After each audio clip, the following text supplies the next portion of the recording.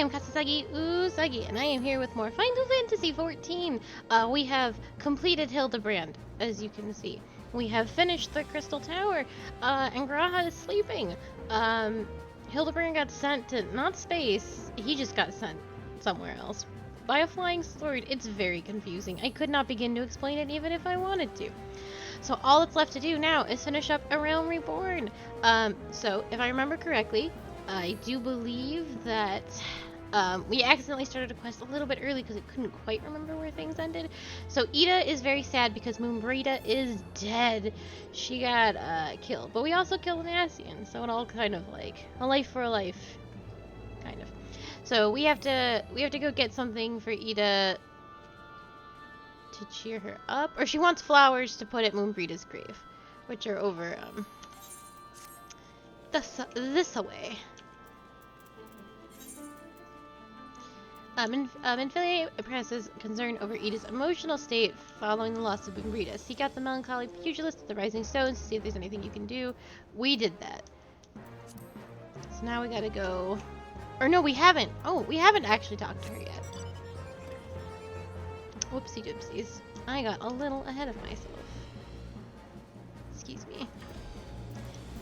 And we will be streaming this until we are done, so it might run for a little while.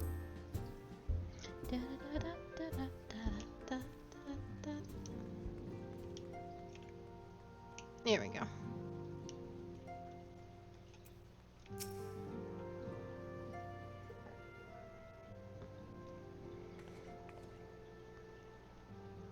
Hey, it's a colleague! Great! Oh, it's no use. I'm trying to stay positive, but it's just so hard, you know? The thing is, I know Moan would tell me off if she saw me moping around like this. Which is why I decided to cheer myself up by getting her a special flower. I placed an order for a moon daisy with Rona a little while ago, and it's ready to be picked up. The trouble is, I find Rona a bit difficult at the best of times, and well, this isn't one of them. I know it's silly, but I just can't face it at the moment. So I was wondering, do you think you could maybe collect it for me? I have the coin to pay for the flower right here. Thank you so much. I'll be waiting for you and the daisy at Rethafrost.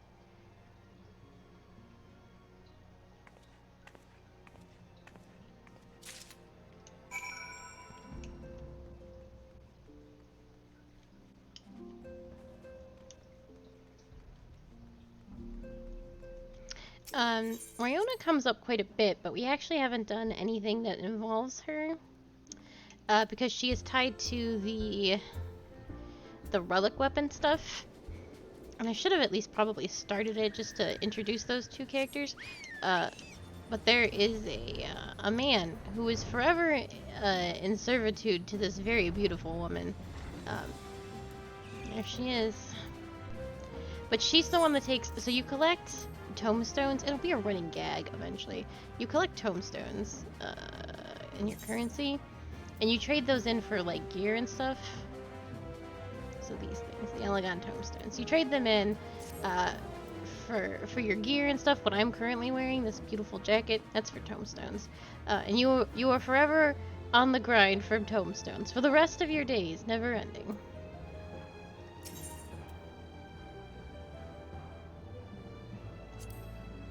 What can I do for you today, adventurer? Eldritch Trinket to trade?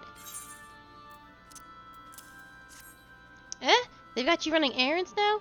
Them scions really know how to make the most of your talents, don't they? Sending the savior of Eorzea to the bleeding market. Fine use of your time, that is. Seriously, though, you'd best learn how to say no, or they'll have you mucking out the chocobo stables next. Anyway, what was it you here to pick up? The moon daisy, was it? Here, then, take it. And tell that Ida lass I've got a wide selection of headwear in stock if she ever decided to replace that dowdy old mask of hers. Gods knows she needs to. You know this woman means fucking business because she is in a paid content outfit. Oop. You can't just pick up that outfit. You gotta buy it for $18. Alright, bye.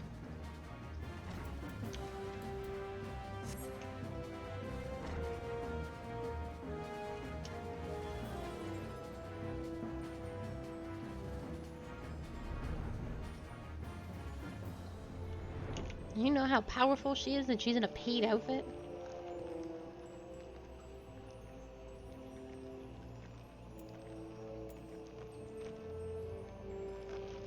You have no idea what that woman is capable of.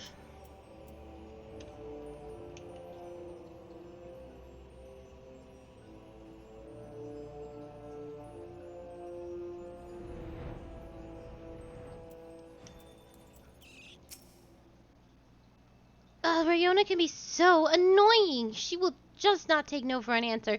Every time I visit her, she insists I replace my visor with something more fashionable. And when I tell her I like it just fine the way it is, she says it again, and then again, and then again. It drives me crazy. What I mean to say is, I really appreciate you doing this for me. So anyway, let's see it.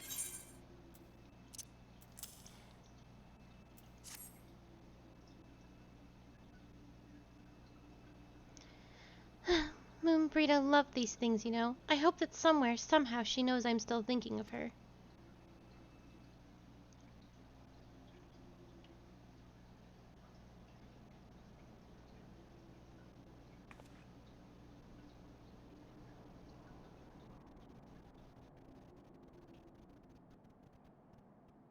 I'll never forget you, Moon. None of us will.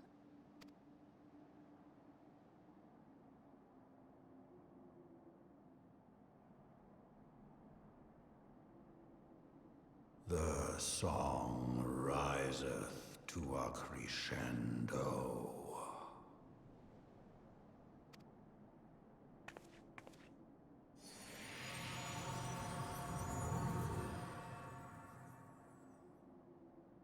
I think we have some unfortunate weather that we might not be able to see what's going on. Oh, there we go.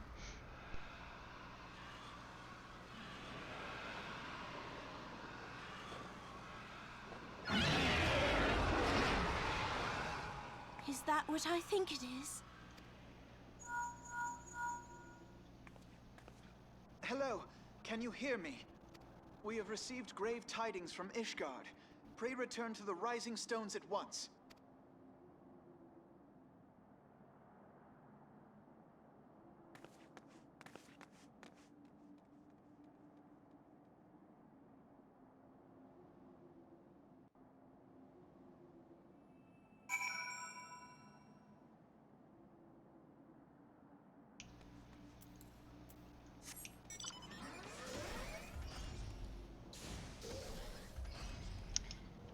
Pray return to the Rising Stones.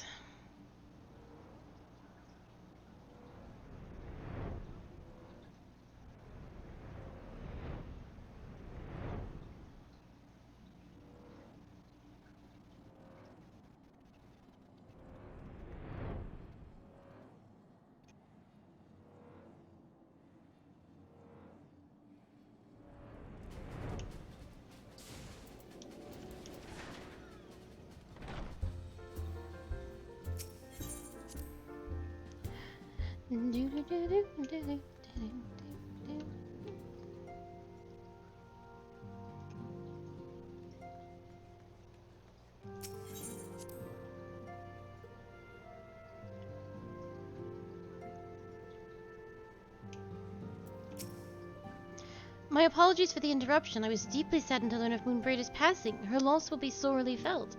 Alas, recent developments in Ishgard leave us little time to mourn. The envoy from Korthus will soon arrive, and we must hasten to hear her report.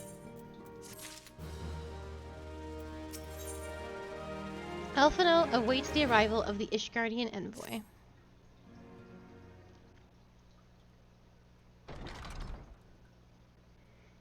The envoy is here.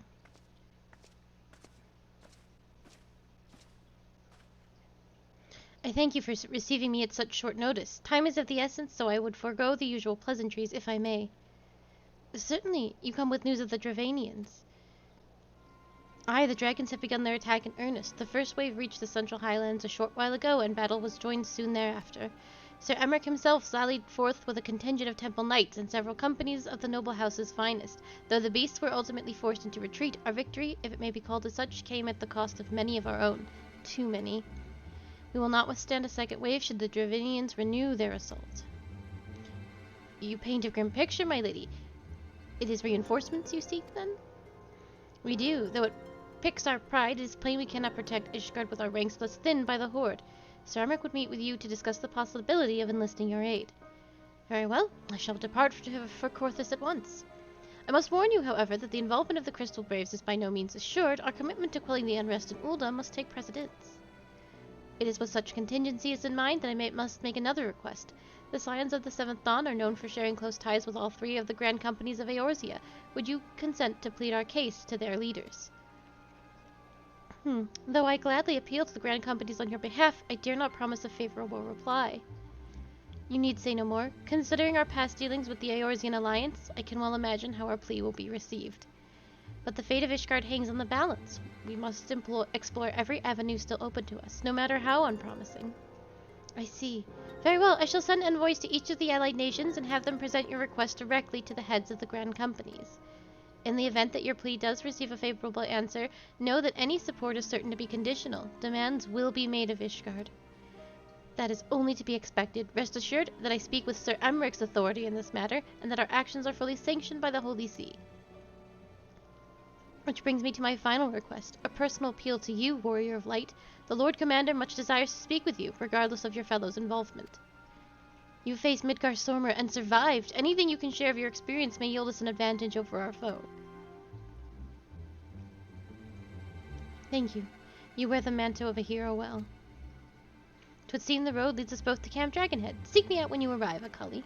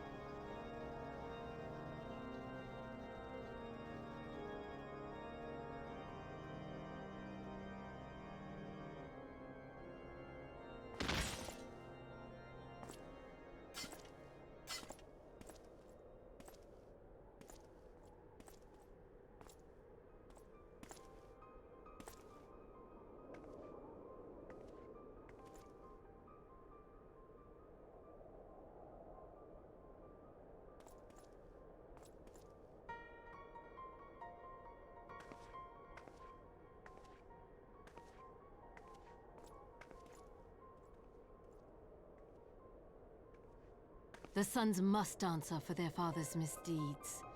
Only then will the cycle be broken.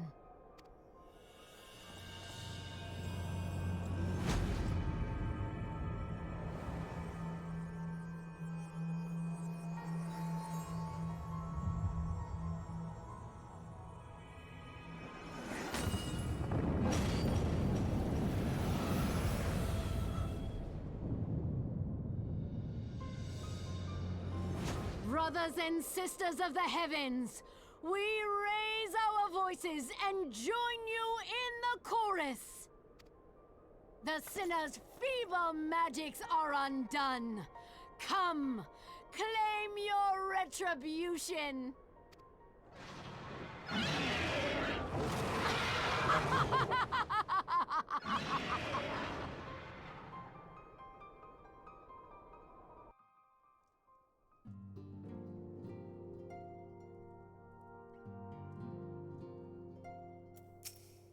We have reports from a number of frontier settlers. It would seem the dragons have come as far as Mordona.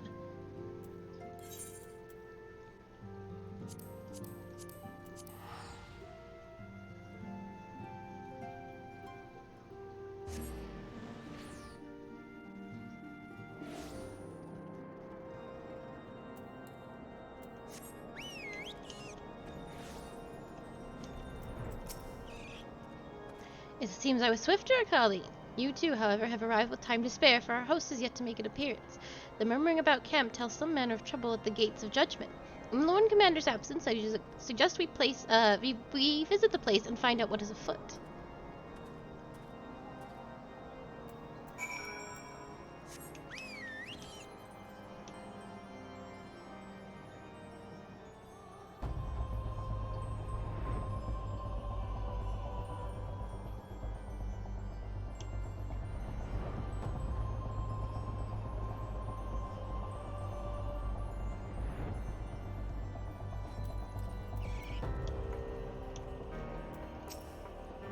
gates of judgment are much more than mere doors. They are the outermost layer of Ishgard's magical wards. If our first line of defense can be so easily shattered. When I laid eyes upon Lady Iceheart, I felt the marrow freeze within my bones.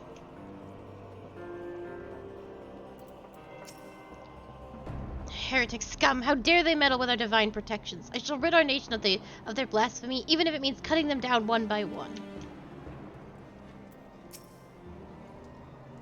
We need not fret over much. There are several layers of arcane protection that shield the city from invasion. Mother will be fine.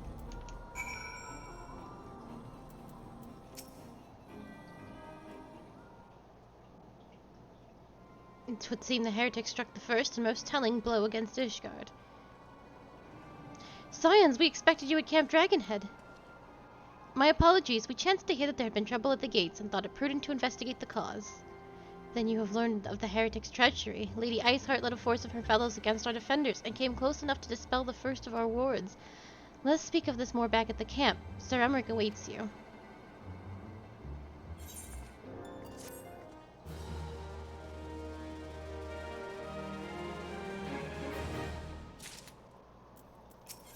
Elfino seems eager to return to Camp Dragonhead. Lady Iceheart has grown bold indeed if she would risk direct action against the city. Come, let us do what we were bid and return to Camp Dragonhead. Lord Orchefant would know where Sir Emmerich means to receive us.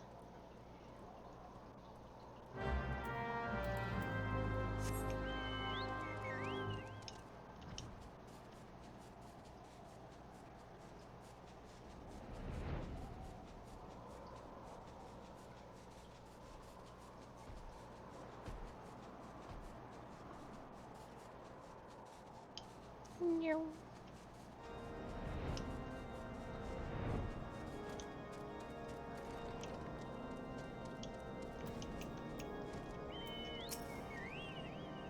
Tis reassuring indeed to behold the countenance of a friend when one's homeland tethers upon the brink of disaster.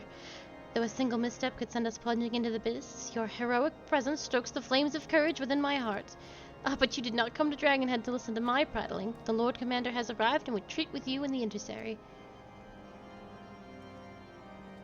I know time is of the essence, but this is the whole reason why we became a dragoon. Although my outfit leaves very little to be desired, and I'm actually going to use it for anything. Do I have a better top? Well, no.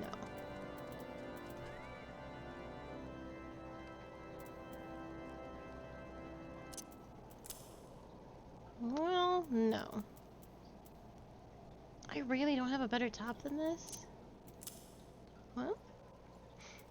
Well. Surely.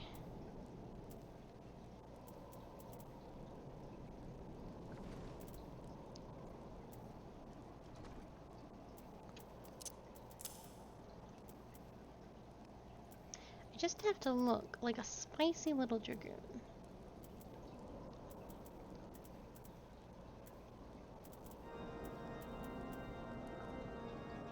The problem morein lies that I don't have anything that goes with this super well. Well, this wasn't bad, actually. Ah. No, these gloves are fine. Yeah, okay. It's a hot mess, but such is life.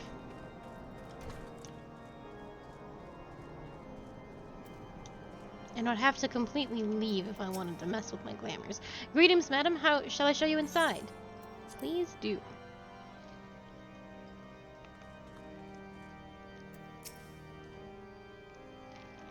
Ishgard's future hangs in the balance. If the city's salvation rests on our assistance, I cannot well withhold it. Even so, I mean to make Sir Emmerich sweat for his reinforcements. On the occasion, feigned disinterest may serve the cause of Eorzean unity better than the naked philanthropy. Come, let us find out what the concessions the Holy See are willing to make. Can I just talk to you from across the table? I can. Thank you, Sir Emmerich.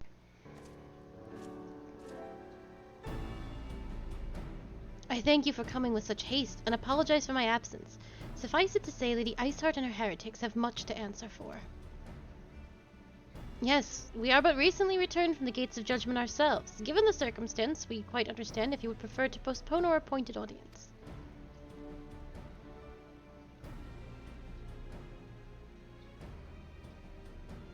On the contrary, Master Elfino, I think it more important than ever that this meeting take place. Rest assured I shall return to my post on Ishgard's walls the moment our business is concluded. Before we move on to the subject of reinforcements, however, I would introduce you to a close friend and stalwart ally, Estinian.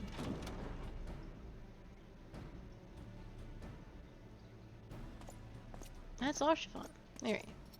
Ah, we know who Estinian is.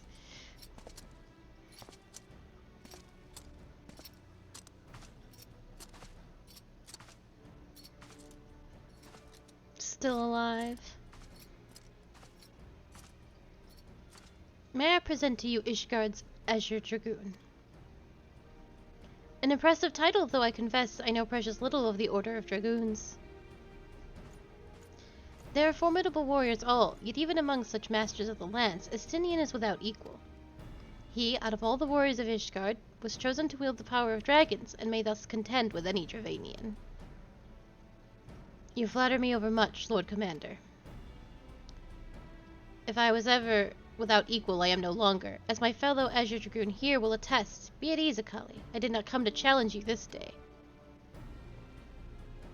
Well, now that we have been introduced, let us proceed to the matter at hand. That was very lackluster.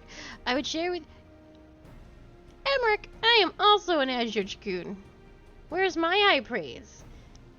Well, now that we have all been introduced, let us proceed to the matter at hand. I would share with you what we have learned of Iceheart's design, as confessed by the heretics taken captive after the assault on the gates. 'Twould seem that Lady Iceheart and the Dravanian share a common goal, the reclamation of Nidhogg's stolen eye. Nidhogg, one of the 7 great worms. His name features prominently in your nation's history, though once defeated by the hero Haldreth, the beast is said to have terrorized Korthus since the Ishgard's founding. Aye, many are the scars our walls bear from Nidhogg's relentless efforts to raise the city.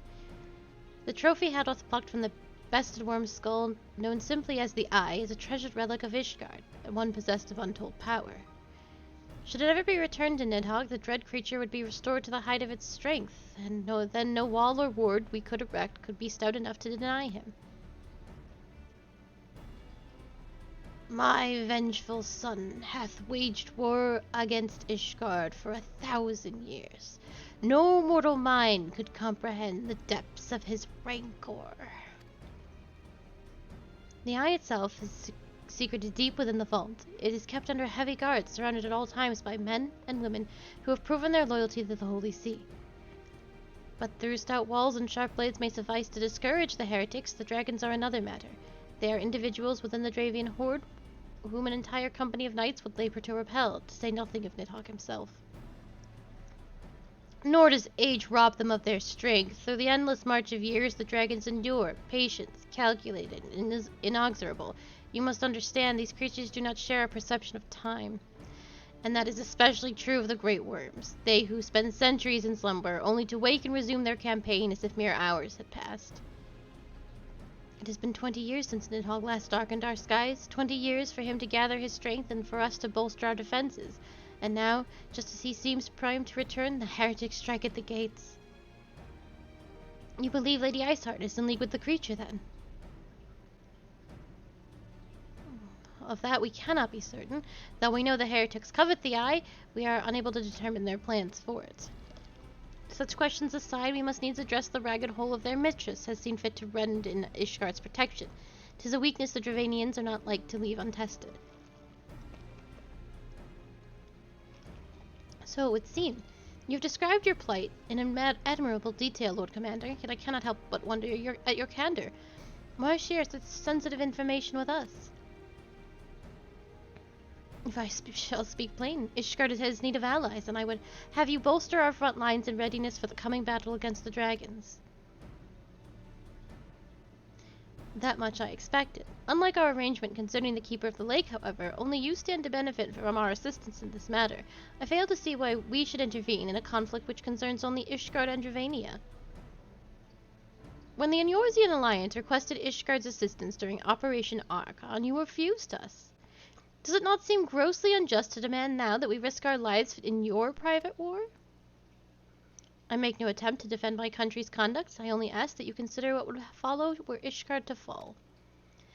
Having razed our city to the ground, the Horde would have little cause to linger, and most would return to their lairs in Dravania. Soon after, the ruins of Kurthus would be buried in snow, and the land would become a sole province of beast and beastmen. Until the Garlean's arrival, that is, for you may be certain that the Empire would not hesitate to claim Kurthus. They would not even have to draw steel.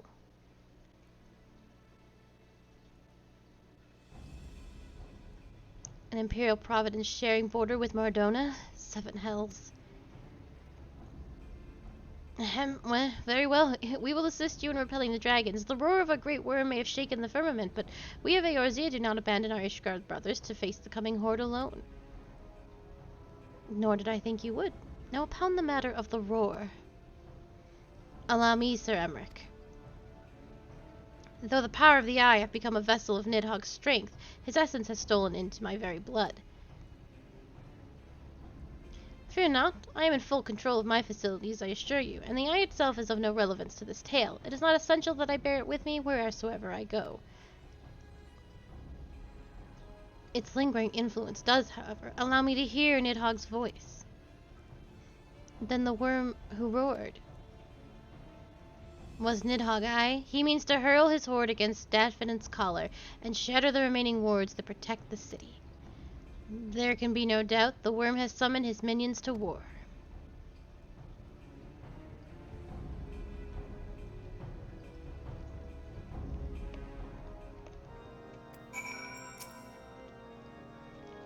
I am painfully aware of the hypocrisy of our request and the self-inflicted nature of our predicament.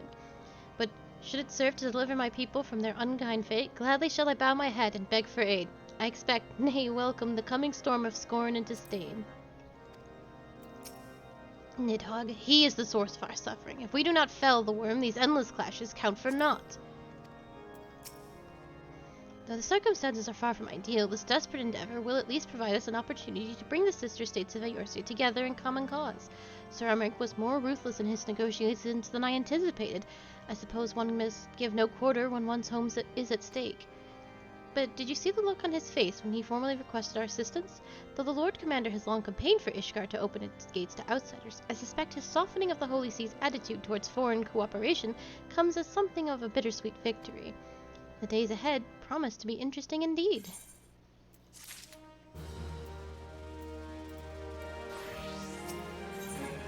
Elfino is ready to begin making preparations for war. If we are to aid Ishgardians in this war of theirs, preparations will have to be made, and soon. Before proceeding, however, we must needs return to the Rising Stones and make a report to the antecedent. Always reporting to the antecedent. Alright, bye you two. I wonder, that felt like a scene that should have been voiced, but I wonder, they must not have had a voice actor for Estinian yet.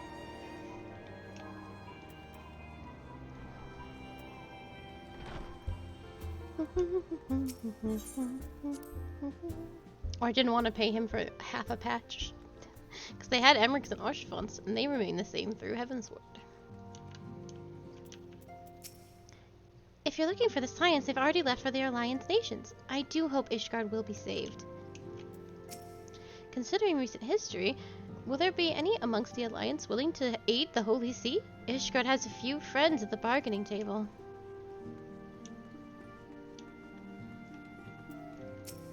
Though I have never seen one myself, it is said that the Dragon's Lair just beyond the borders of my homeland. Should events take a turn for the worse, we are fortunate that this settlement is such a popular crossroads to so many veteran adventurers. The town has been calm through all this talk of war, but if those dragons come to Brevern's Toll, they'll be planning aplenty, I wager.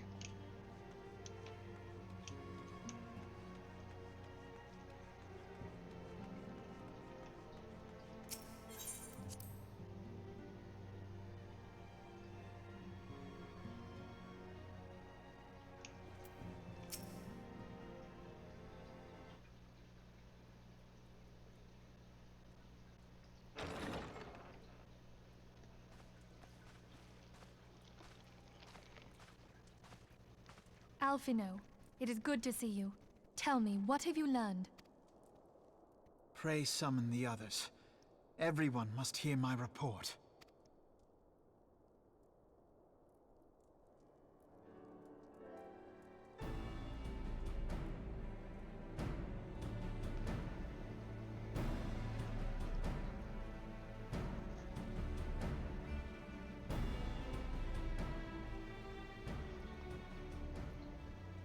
So this was all but a taste of what's to come. Indeed. The main host advances upon Ishgard as we speak. Whose vaunted defenses have been nullified. Shorn of its wards, the city will bear the full force of Nidhogg's fury. All those people. Alphino is right. The Dravanians cannot be allowed to prevail. If Ishgard falls, all of Eorzea will suffer the consequences. Then you agree that we have no choice but to intervene. For the good of the realm, the Scions of the Seventh Dawn and the Crystal Braves must join the defense of Ishgard. Let there be no ambiguity about what has been proposed. We would be directly intervening in the war. But if all here believe the cause to be just, then to war we shall go.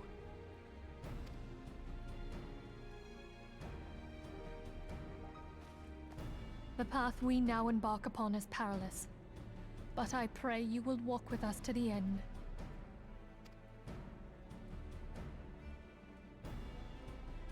For those we have lost, for those we can yet save.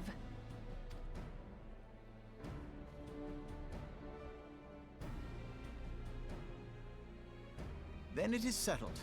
I shall inform the Council of our intentions and request that they contribute their own forces to the defense of Ishgard.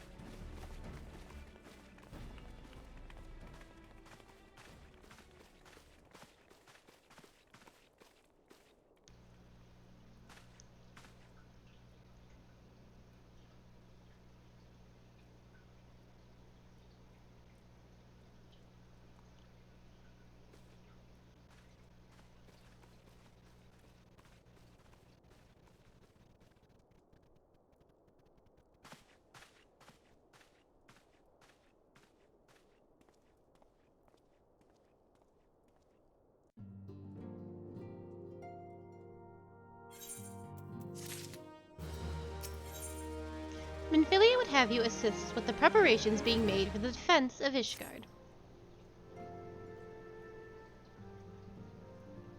I have bid the Archons travel to their assigned nations.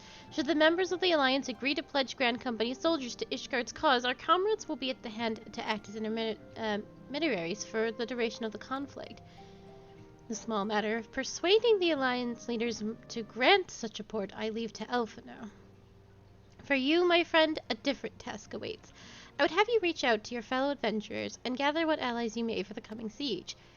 I would also have you consider the matter of your own security. Reverend's Toll is but a short flight from the snowfields of Kurthus. It is not unimaginable that the fighting may spill across the border. Pray brief Slaffborn on the brewing conflict and discuss potential contingencies. The frontier settlers must be prepared for aught that might wing its way over our walls. I only hope that such precautions prove unnecessary. Before you leave, might I suggest that you have Tataru accompany you? She has a talent for administration and a firm grasp of practical challenges we may encounter.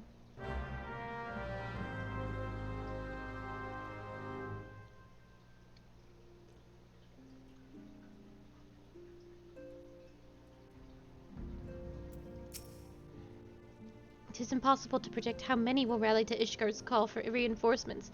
I do not envy those responsible for planning the city's defense.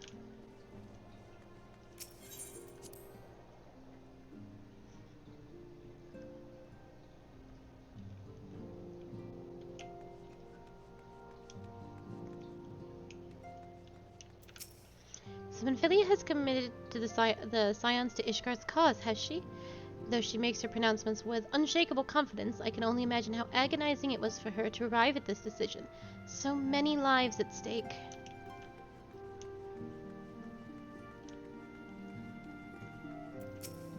The threat of war sows panic and confusion, and routine tasks can often calm instability. Being sure the larder is properly stocked, for instance.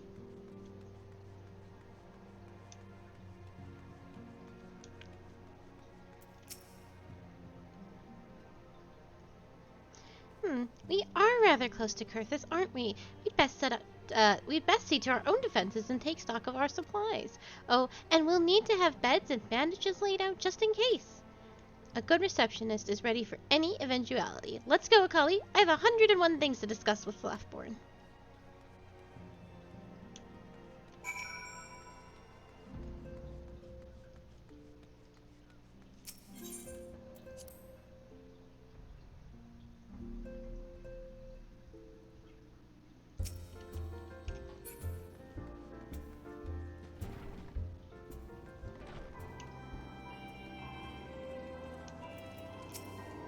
And so I'd like you to spread word to the settlers and adventurers in town. I appreciate the warning. If war is coming to Kurthis, then the toll must be made ready. I'll increase the number of patrols and lookouts immediately. I'll also see about finding a room for an infirmary, as well as temporary housing for victims of the conflict. Ishgard has done well by us in the past, and I would return the favor.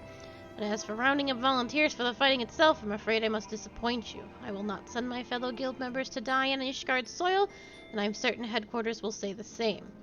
There will be no official Adventurers Guild presence at this siege. That said, each adventurer is of course free to do as he or she will. I shall have a word with some of my more capable colleagues on your behalf, and you might try your luck here in Reverend's Toll. I dare say there are a few stout souls about town who will answer you to your call of arms. Let's get started, shall we? We have a town to rouse!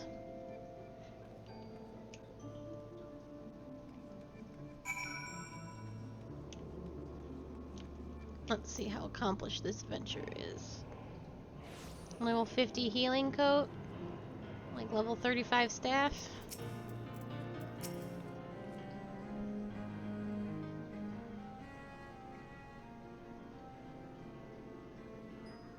Spare me a talk of glory and fame. I'm not in the habit of volunteering for lost causes. I've survived this long by trusting my instincts, and my instincts tell me to stay well away from Ishgard.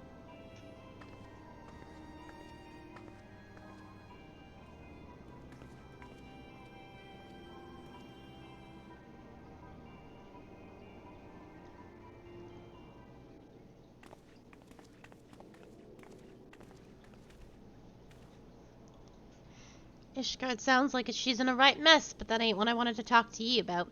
I need you to cast your mind back to that scuffle with the Emperor out of the processing plant. A lad from Little Alamigo by the name of Willard was there with the Fourth that day, and I want to know if you've seen him since. Have ye? God damn it, I feared as much. No one's bloody seen him. It's like the ground opened up and swallowed him whole. But that ain't all. Around the time Willard stopped turning up for duty, them black market weapons went missing from our vault in Ul'dah. So now, of course, half the braves suspect the lad of making off with the goods. Folk like to believe our company's a disciplined fighting force, but as you and me both know, it's no more than a multi-collection of mercenaries, adventurers, and Grand Company veterans. The only thing that binds us together is some vague oath about fighting for the freedom of all, that and a steady pay. Now, compared to most others in this crew, Willard's a fresh-faced novice, a bleeding whelp amongst wolves. But the boy got passion. When he talked about being a guardian in Eorzea, he bloody well meant it. A lad like him wouldn't rob us blind and bugger off like that. He ain't the type.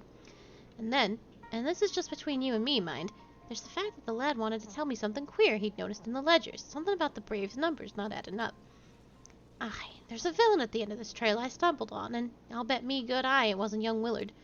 And he wrote, you gotta wait a border wage, so I'll let you in. I just thought someone should know. I'll be seeing you, Akali.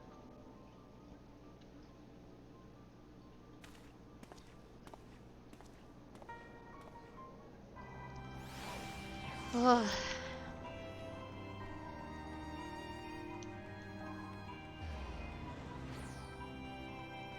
An adept adventure. What do you got going on? That's level 50 robes. I'm not sure if that's the level 50 staff. I'll give you the benefit of the doubt, though.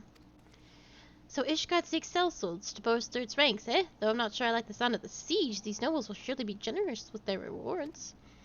But I've pledged myself to guard Reverend's toll. Modest work though it is, I am loath to break terms with my contract. What to do, what to do.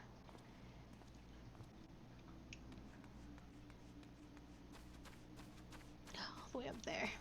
Oh, I don't have to walk up those stairs anymore.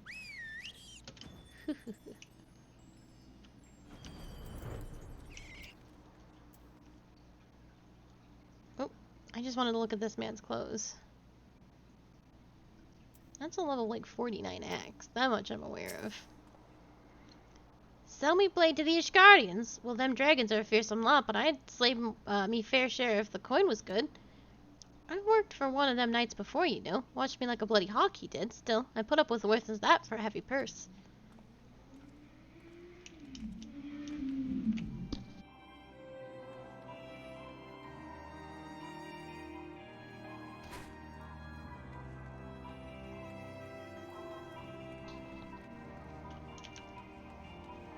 Is it in here? There you are. I don't know what level armor that is. That is another 45, like, spear. Volunteer my services for the defense of Ishgard? I think not. Dragons claim the lives of every one of my brothers. I do not mean to offer them mine. 'Twas to escape such a fate that I took up the mantle of adventurer in the first place. I would sooner die in the pursuit of fortune than huddled behind an icy wall.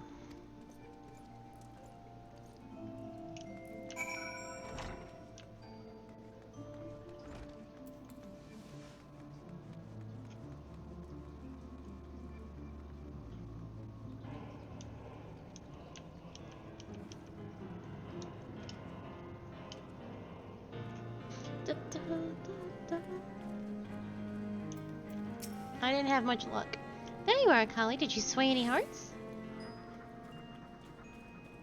One or two, eh? Well, add it to mine. That makes 3 or 4, not including Slefborn's friends. We don't have the largest company in the army, but I'd say one Reverend's Toll veteran is worth a dozen clanking knights at least. Totoro has a message for you from Alphino. Oh, I've been so caught up with recruiting that I almost forgot. There's been word from Alphino. Apparently the Alliance leaders are confining in Ul'dah to discuss Ishgard's plight. And they've requested your presence, as usual. Anyway, you'd best make your way to Ul'dah or you'll be late. Alphino said that he would meet you on the Royal Promenade.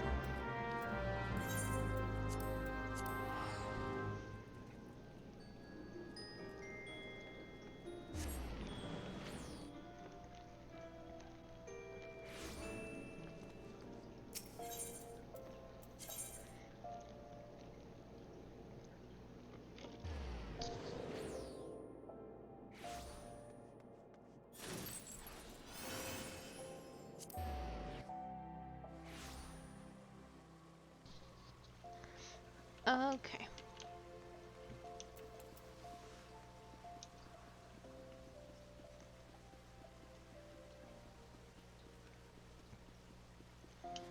Do do do do do do do do do.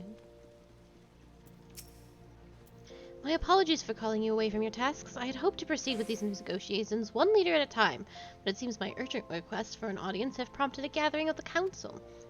Needless to say, I feel obligated to attend. The Alliance leaders are already seated within. Let us join them, shall we?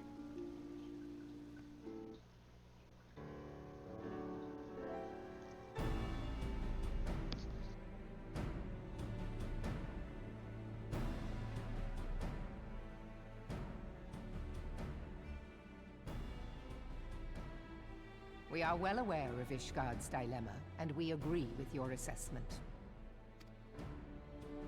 Then I trust there are no objections to the Crystal Braves' intervention. Ul'dah has not. Gridania does not object. The Crystal Braves are yours to command, Alphino. Do what you will. We shall pray for your success. It was my hope that you would offer more substantial aid than prayer. I know it is within your means. Do not presume that you have knowledge of our every concern. The Garleans and the Beast Tribes are but two of many. We are not in a position to contribute greatly to the defense of Ishgard. Not when our own homes are still under siege.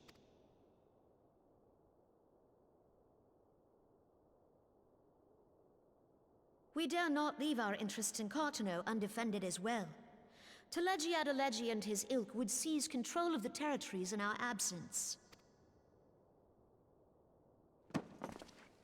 The enemy is at their gates, and you would cower behind yours?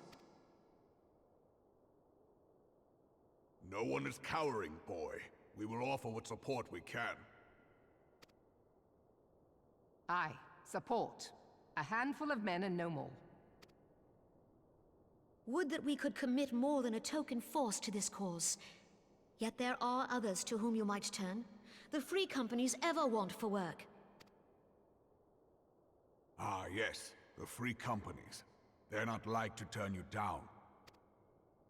I beg your pardon? You would entrust the survival of Ishgard to sell swords? Crises like these are the very reason why this alliance was formed. It is our duty to aid our fellow man. My duty is to my country and my people. If you expect us to place the welfare of a foreign power above our own, you're going to be sorely disappointed. Lest you doubt, Limsa comes first, then the Alliance, and finally, circumstances permitting, Ishgard and the rest. If you cannot understand so simple a concept, then you have no place at this table.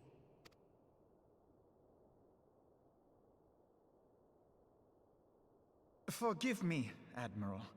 I was careless in my choice of words.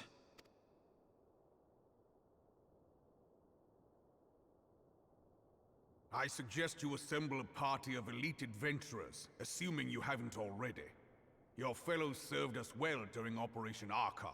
I dare say they will do so again.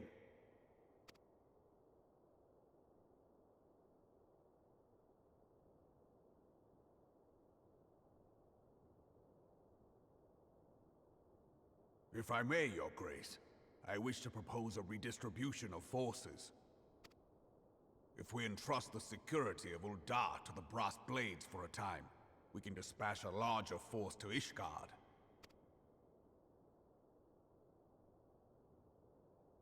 Your Grace?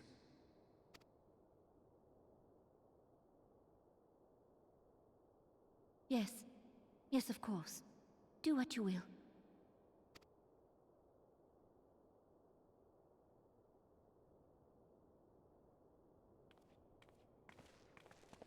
No one was gonna help Ishgard. Forces or not.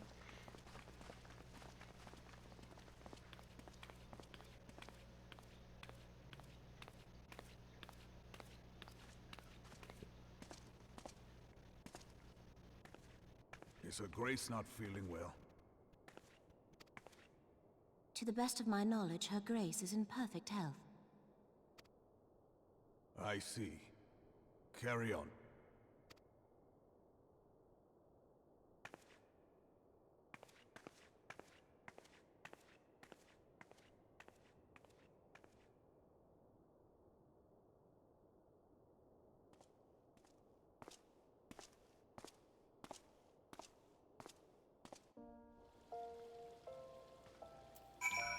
Well, Elfino, how do you think that went? Do you think it went good?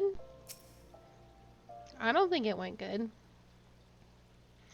Once again, I owe you an apology. It seems you have been conscripted into leading a contingent of adventurers on yet another mission of inestimable danger. But I fear we have been left with little alternative. We cannot well abandon Lord Orchifant and Sir Emmerich to their fate. We must abide by the Council's decision, as short-sighted as it is, and strive to fulfill our roles as Eorzea's guardians. Captain Ilbert, what news? Then the assault has begun. We have but this moment concluded our audience with the Alliance leaders. Move our forces into position. Your unit will join House Dernadere at the Steel Vigil.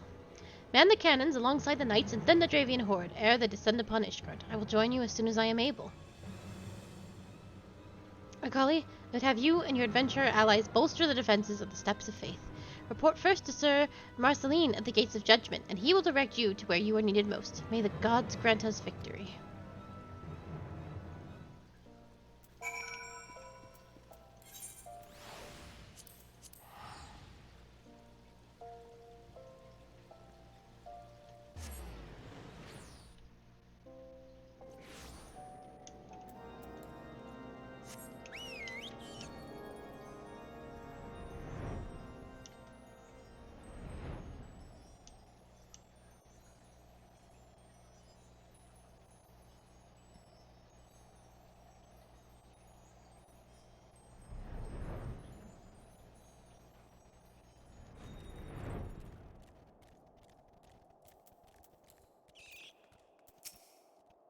You are appointed captain of the sellsword contingent? Then welcome. There is no shortage of blade work to be done.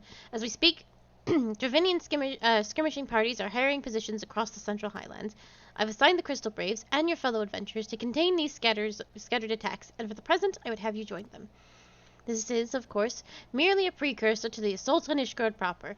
The wily serpents seek to divide and confuse our forces, but we will not be so easily drawn out of position. The Temple Knights will remain on the Steps of Faith and continue our preparations. When the Horde arrives in force, they shall face the wall of Ishgardian steel. Report back to me once their advanced skirmishers are slain. I didn't think I read a single word of that correctly, but such is life. I got all tongue-tied. I also am having problems with my SH words. And I don't know why. Sometimes you just can't say words.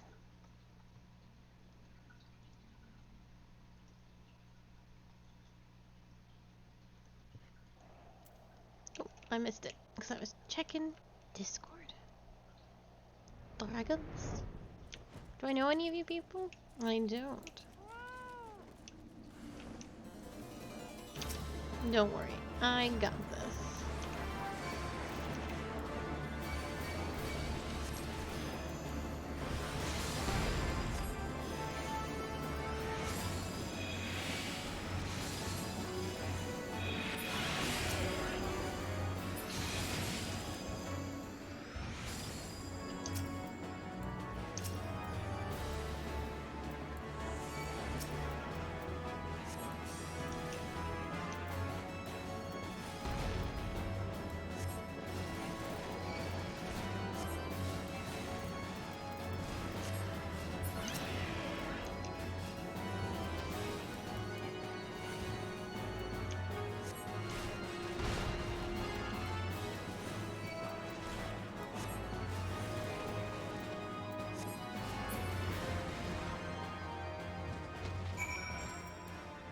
Everything's gonna be totes die-jobs. Alright. To the next. You guys are fine, right? You don't need me anymore? Yeah, you're gonna be fine.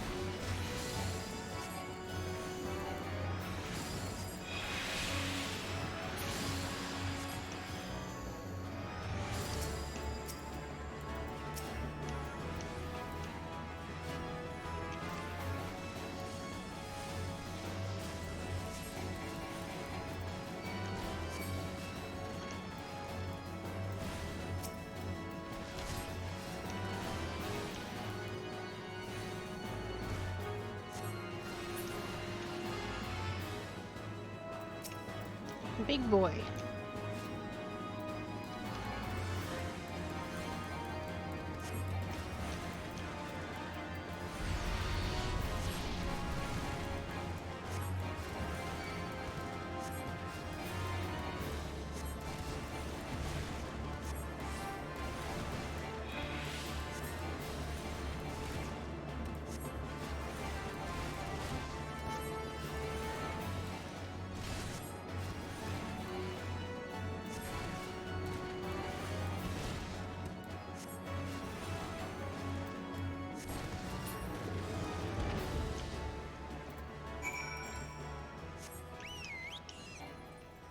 And then everybody was saved. Easy peasy.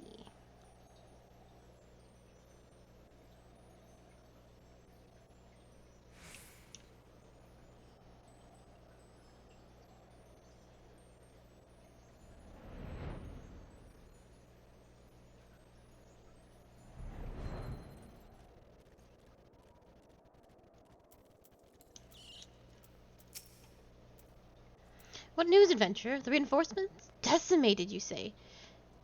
To shreds, you say? Dravanian devils, damn their scaly hides! Hold fast to your grief and fury, my lady. We will avenge the deaths of your fellows in the battle to come. Sir Marceline wishes to prepare you for the siege of Ishgard.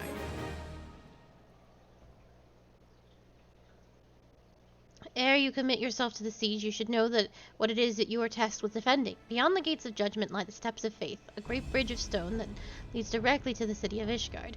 More than simply a means to cross the Sea of Clouds, the bridge serves as a foundation to the arcane wards that form the barrier we call Dathlin's Collar. Alas, in dispelling the barrier's outermost layer, the thrice-damned witch Iceheart stripped the bridge of its protections, and thus are the dragons now able to land unhindered upon the steps of faith. Hello! Should the Dravians succeed in destroying the remainder of the wards, the winged devils will be free to swarm within the city itself. Needless to say, we cannot suffer that to happen. It shall be our tasks as defenders to prevent any harm from coming to those parts of the bridge wherein the wards are sealed. All now rests on us, adventurers. Lead your comrades out into the steps of faith and prepare to meet the horde. May the fury guide your blades.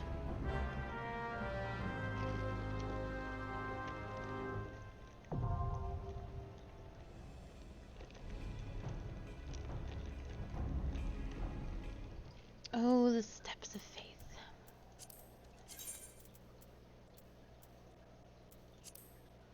No, it's a trial.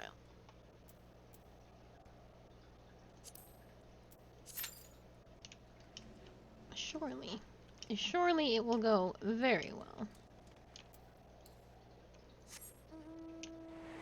Steps of Faith. You can actually hang out on the Steps of Faith.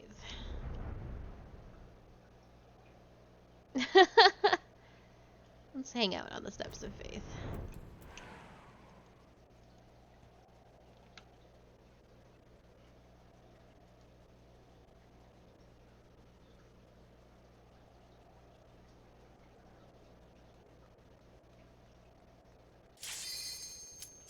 I'm right here.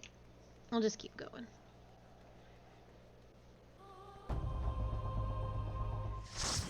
Oh boy. I'm sure it will be fine.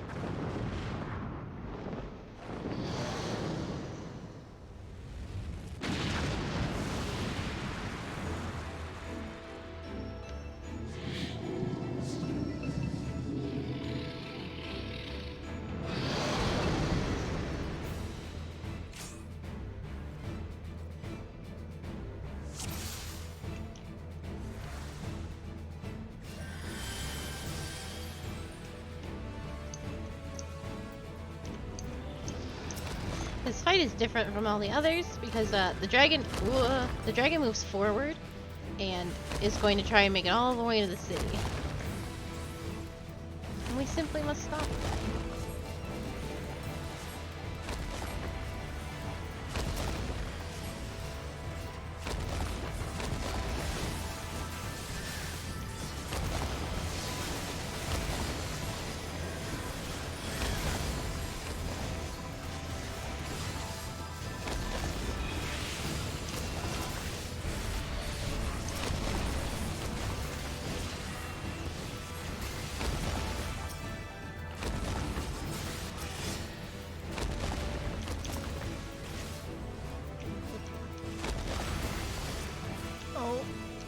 Too far.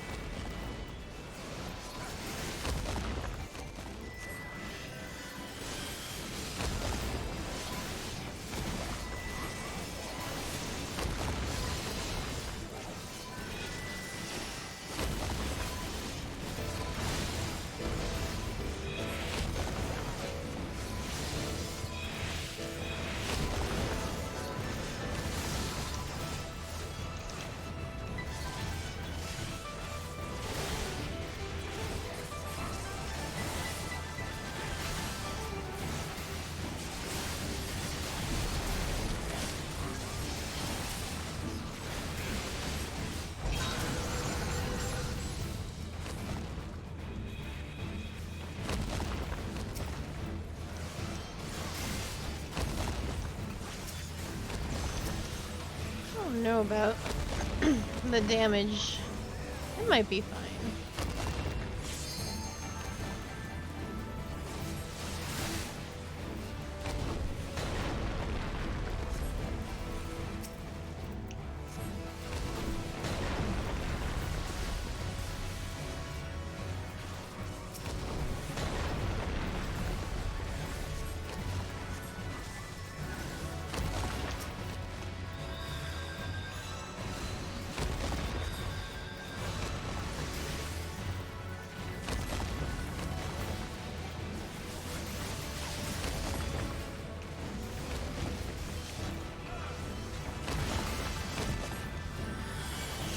Surely there's something we have to do with this turtle. But God, if only I certainly don't remember. Oh no. Oh no. Oh no.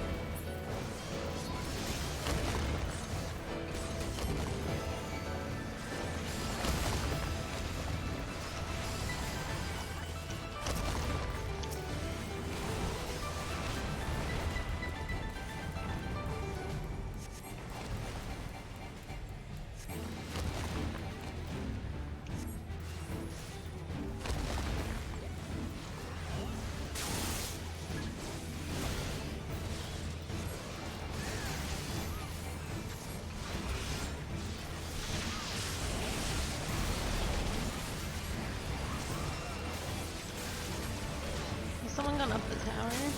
Or is it too late for the tower?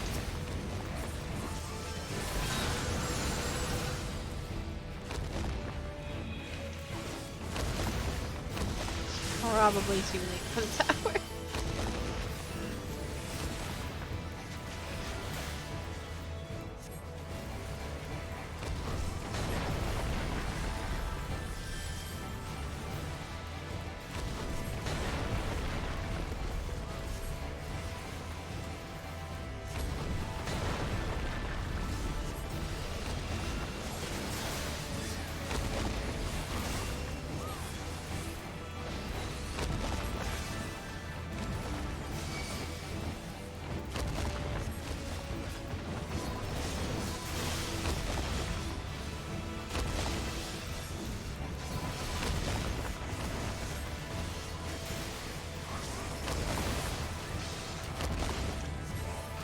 Oh, I'm gonna get stepped on.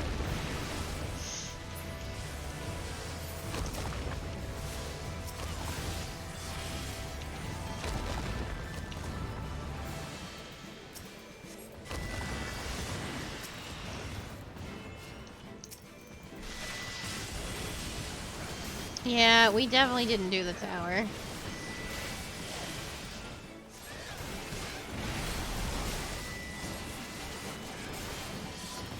I think it's okay? Ooh, it might not be okay. It's hard to say.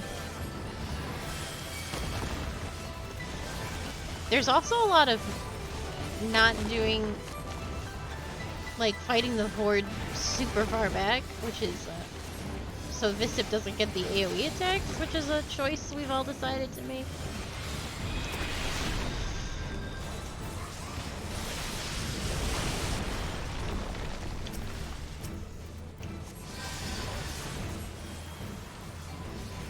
Oh, this genuinely might not be okay.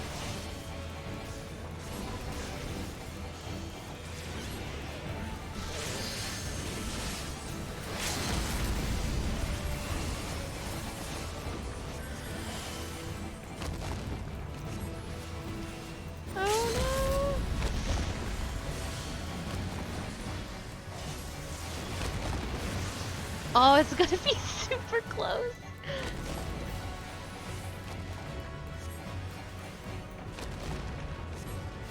Oh god.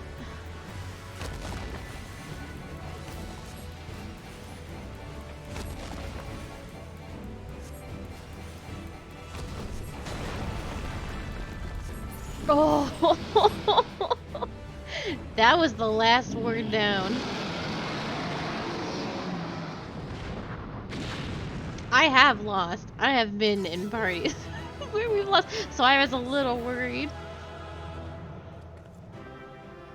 Oh, it's been a while since I lost all the last time. Oof. Oh yeah, there is quite a bit of bridge left if we had failed. I thought if you... Oh, it looked a lot closer from where I was. I still had all that. Oh, there's a special animation and everything if you lose. And then it says, duty failed.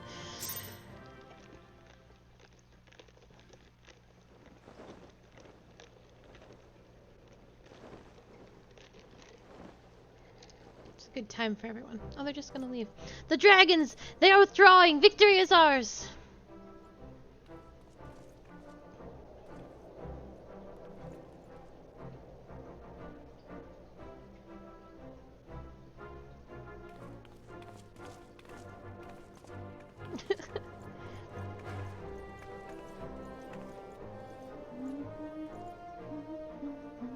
Thanks for your help, Estinian.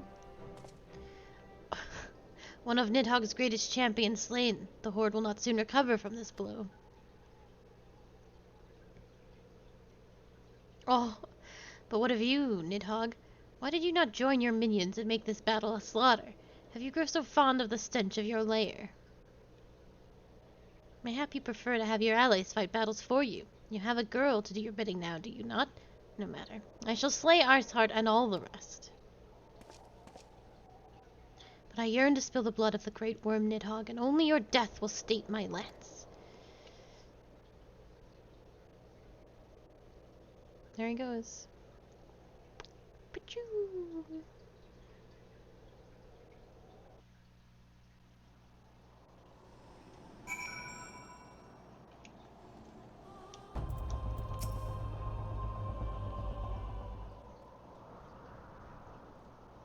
Akali, the dragons are routed, lest you wonder. The fighting at the Steel Vigil was also fierce, but my crystal blades were not found wanting. And where were you? Commander Levier, Akali, true to your word, you arrived to aid us in our hour of need. On behalf of the Holy See and the people of Ishgard, I offer you my humble thanks. He's just so handsome. Though I would stay and lavish you with well-deserved praise, I fear I must away to oversee the aftermath of the siege. Not all dragons are fled, and those that are wounded, those are yet wounded to be carried off the field. Pray let us meet anon, and I might express my thanks with proper courtesy. He's so stalwart and handsome. I too would offer my thanks, Akali. Though through your deeds we have achieved a victory of singular importance. With the Dravian horde thus weakened and scattered, the threat to Ishgard has been greatly diminished. And mayhap equally sufficient, the Holy See must now recognize the necessity of cooperation with foreign powers. Long have they barred their gates against the outside world, but I am confident that the day will soon come when Ishgard proclaims itself a member of the Eorzean Alliance once more. Much have we sacrificed in our struggles against dragons and primals, the Ascians and the Empire, but step by unfaltering step we march ever nearer to our goal. And as ever, the journey is made with you in the van. The victory you have won us this day gives us greater hope for the morrow. 'Tis a hope that shall sustain us in the days to come, and bear us the many evils that yet seek to hinder our progress. Yes, we have done well, my friend, and I, for one, would take a moment to savor the enormity of our achievement. The demands of duty, however, allow me little time for levity. I must accompany Captain Ilbard back to Uldad to reassign those braves whose squad suffered heavy losses. You, my friend, have earned a rest at the Rising Stones. Pray return to Reverend's Toll and share your tale with Minfilia in person.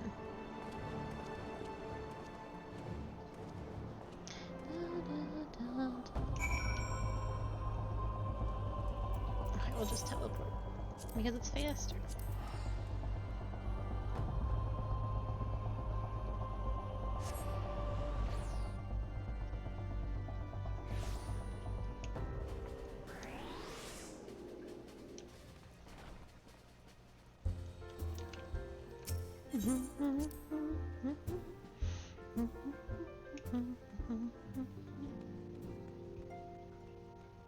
Still the same.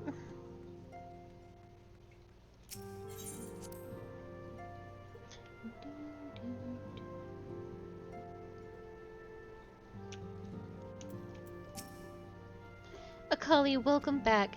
Alphonse sent word of the siege and of course of the role you played in ending it. Your deeds never cease to amaze me, Akali. Thank you. Ugh. Minfili seems to loathe to put you to further trouble so soon after your last great exertion. You must be weary, Akali, and now may very well be your only chance to... Antecedent!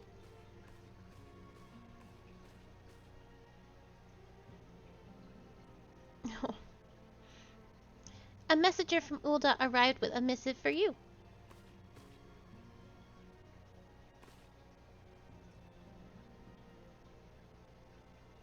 The royal seal. Curious indeed. Oh, an invitation. On behalf of the Council of the Eorzean Alliance, Her Royal Majesty Nanamo Ulnamo invites the Scions of the Seventh Dawn to attend a feast at the Royal Palace of Ulda in honor of Ishgard's recent victory. It would seem we are to be recognized for our part in lifting the siege, you for your valiant efforts as commander of the adventurers' contingent, and the Archons for their earnest attempts to rouse the city-states. Truly, I find it strange that the Alliance leaders should think themselves deserving of a place in such a celebration.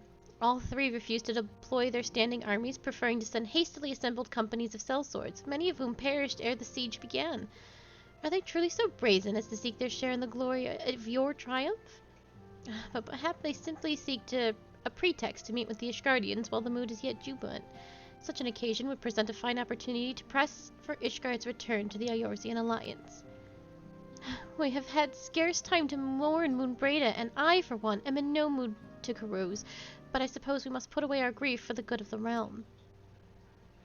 Though you were promised rest, I fear I must insist that you also attend.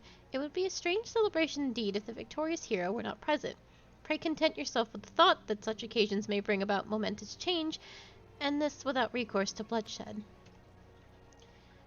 Tataru, if you would do me a favor of contacting the rest of the Scions...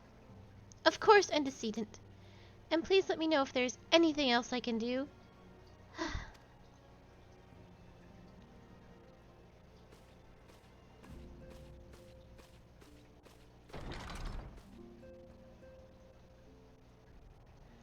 Curious, I have never known Tataru to sigh at such requests. Could aught be amiss?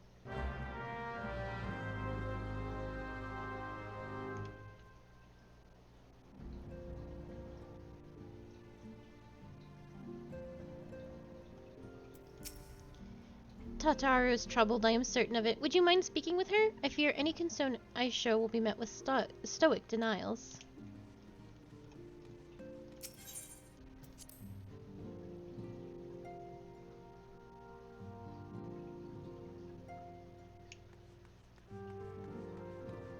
Oh.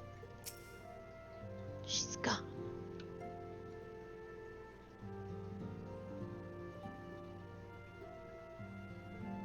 Everyone's partying over there, though.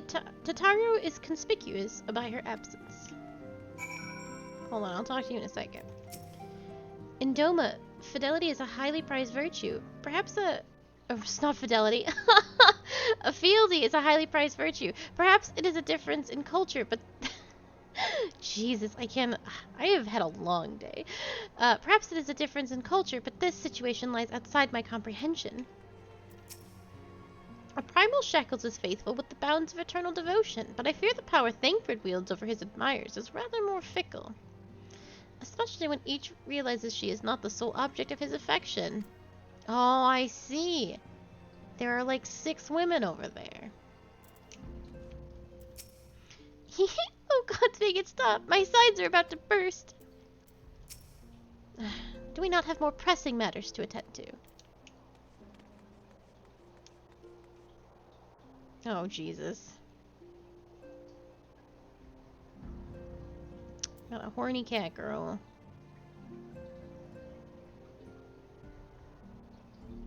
You all can do better. You know that, right? Look at him. No. Ladies, please, this is no way to... oh, hello, Akali. I was just entertaining some friends. Oh, gods. I would suggest doing better than that. Huh.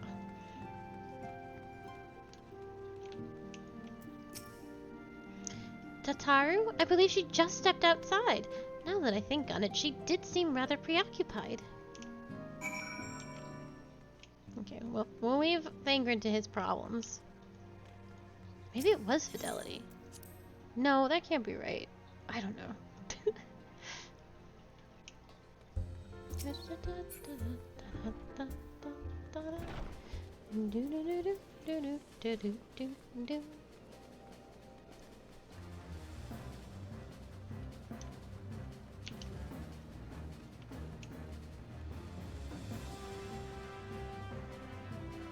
Oh, there she is.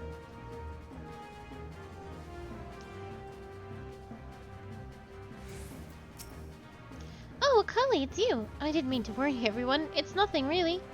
Well, it's not nothing exactly, but it feels like nothing compared to the towering trials you and the others face every day.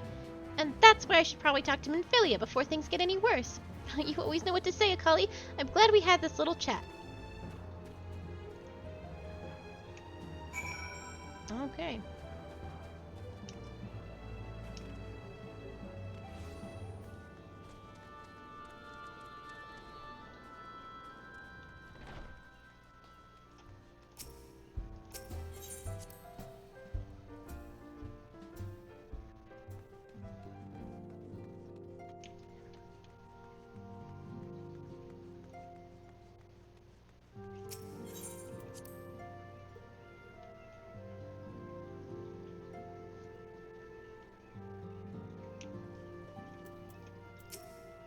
My mind is made up.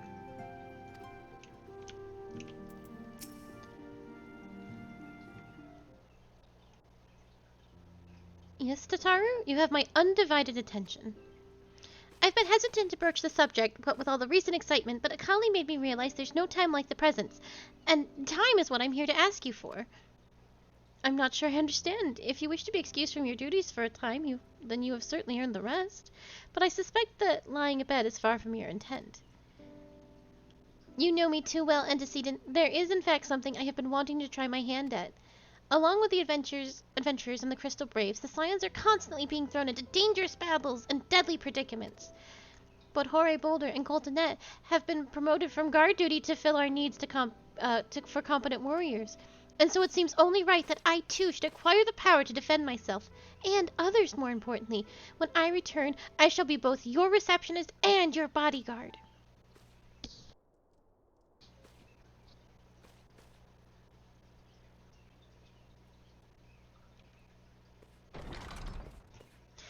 Whoa, hey!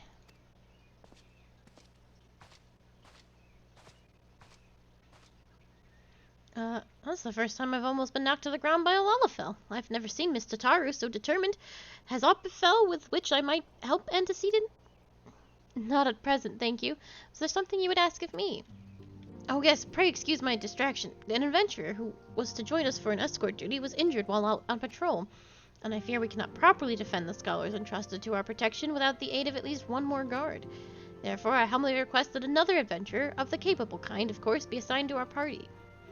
Very well. I shall consider the potential candidates and provide you with a replacement as soon as I am able. My thanks, Antecedent. I take my leave of you.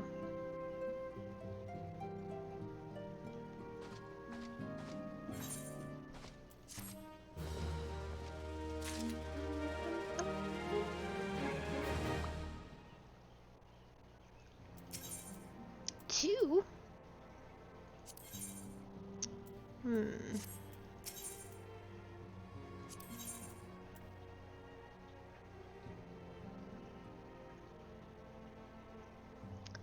Minfilia. Let's do this one first. We'll leave Tataru to her own devices for now. Minfilia is eyeing you with a mixture of regret and desperation. I wonder, do you perchance recall a commitment I made to furnish Horay Boulder with a capable adventurer? Well, I am sorry to say that I have as yet been unable to do so. Now I realize that you are rather more than a capable adventurer, and that escort duty is frankly beneath a woman of your talents, but I have no one else to turn to at present. Might you be willing to forgo rest and assist us in this matter? Generous to a fault. I thank you, Akali. Now, it seems only fair that I explain the import of the task in question. For some time, our order has employed a handful of scholars to travel around Eorzea, taking etheric readings that we might better understand the impact of primal summonings. Naturally, it behooves us to ensure our employees' safety, and so we asked the adventurers in our service to serve as escorts. Horay Boulder and Coltonet were to act as two such escorts, as was a third adventurer. Alas, due to injury, said adventurer is not presently fit for duty, hence my need to impose upon your goodwill. You are truly a pillar of strength, Akali. Horay Boulder will share with you the details of your task, and he should be waiting for you outside. Be safe. We will come back for that other one. So not to get all our wires all crisscrossed.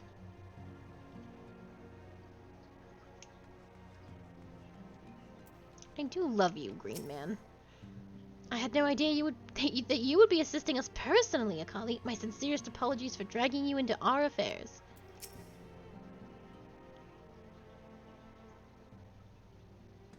Akali, is it true that you agreed to lend us a hand? Huzzah! What did I tell you, Coltonay? Our misfortune is becoming a blessing, an opportunity to serve alongside the Warrior of Light herself. Need I remind you that we have 3 scholars to escort, each of whom will take a different route? True, but our mission is the same. Separated by malms we may be, but in spirit we shall be together. If such thoughts bring you joy, you are welcome to think them. To more practical concerns, Akali, we would have you attend the scholar charged with surveying the South Shroud. He is waiting at Camp Tranquil as we speak. All you need to do is follow the man, and he will determine the most appropriate locations to take his readings. In spirit, Akali, in spirit we shall be together every step of the way.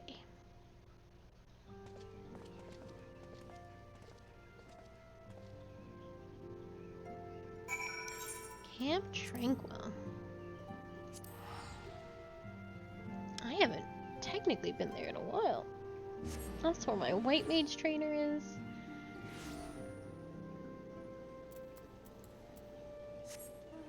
Oh, I guess I didn't need to get on my horse. That was slightly unnecessary. You have a monocle. At last, the science woman deigns to grace me with her presence. A pity we have no time for pleasantries. Our first destination is Asamhar. Come, we are late enough as it is. Oh, you are going to be a delight. I can already tell. You are just going to be nothing but fun and sunshine.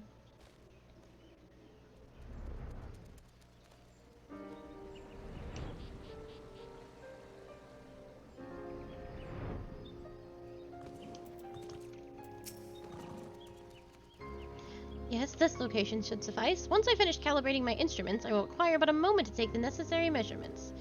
I trust I need not explain that my work can suffer no interruptions. Then please, stand at an appropriate distance and keep watch for wild beasts. I'm keeping a watch for wild beasts. Oh, wild beasts.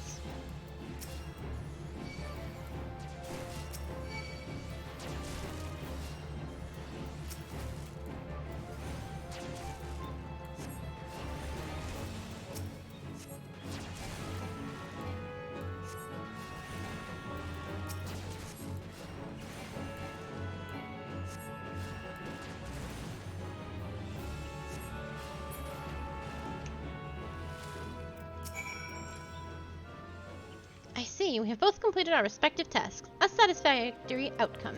Though, if I could make one suggestion, you might try to dispatch your foes more quietly in the future. I do not like to pick fault, but I really must be allowed to concentrate. Now then, Snake Bolt awaits, shall we? Fight quieter, he says.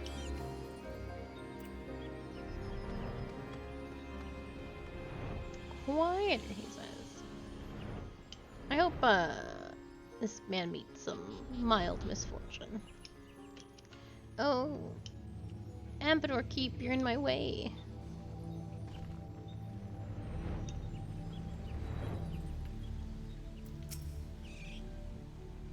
Right about here, yes. As before, I would ask that you keep an eye out for dangerous beasts as I work. Yes, sir. What do you think, Midgar Somer? Do we have a Trent in our future? Oh, we do! And bats. This man doesn't like noise? I'll show him noise.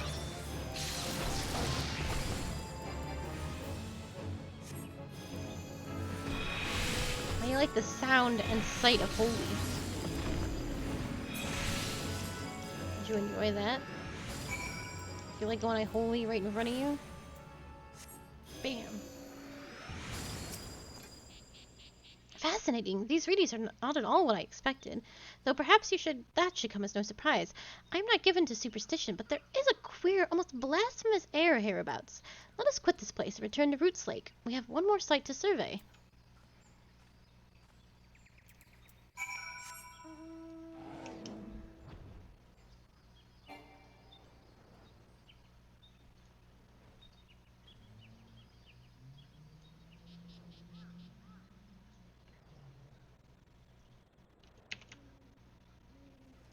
Where are you taking me? Oh, I see. I feel like we should have come here first.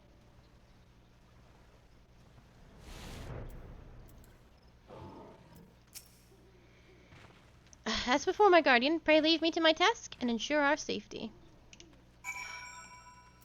I'm gonna kill all these little reverends.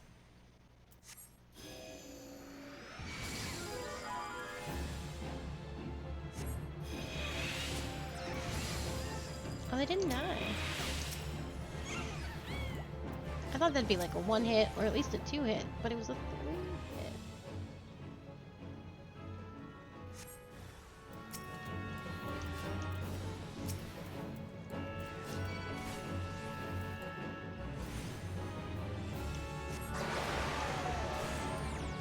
Well, I don't know about that.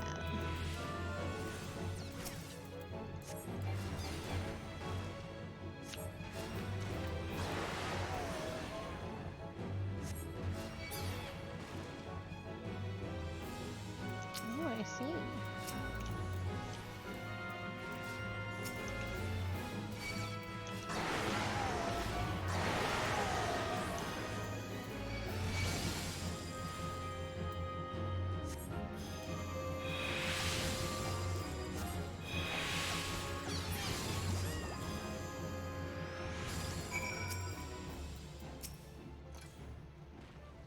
The data should prove invaluable to...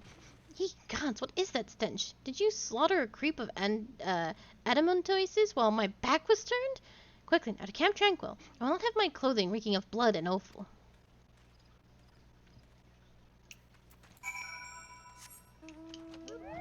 I personally think I should be paid more for these sorts of things.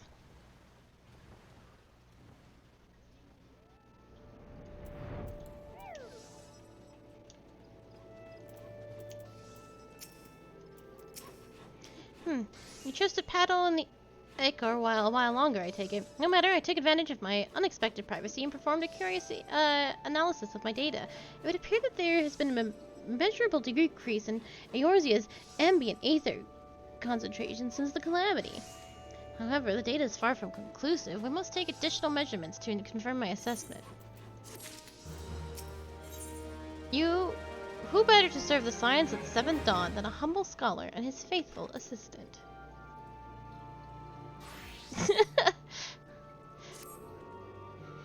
For our next survey, I would have you escort me to Earth's font.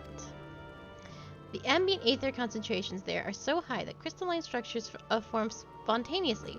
Consequently, anomalous fluctuations should be much easier to detect. Brilliant, yes? No doubt. Don't bother answering. That was rhetorical. Now come along. Are you talking about Yu Yu Hase?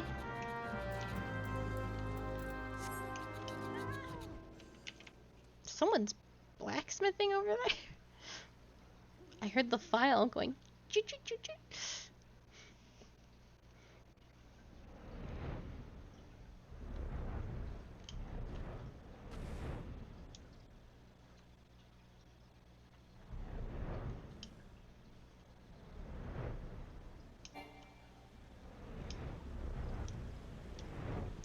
don't think I can get over this keep, despite my intentions. The little crystal brave of the 3rd, I believe.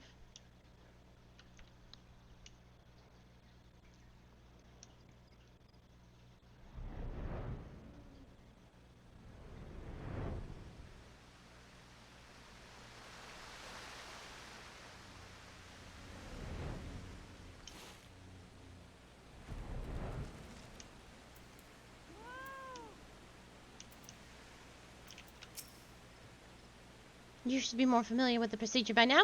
Pray find a suitable position from which to keep watch while I take measurements.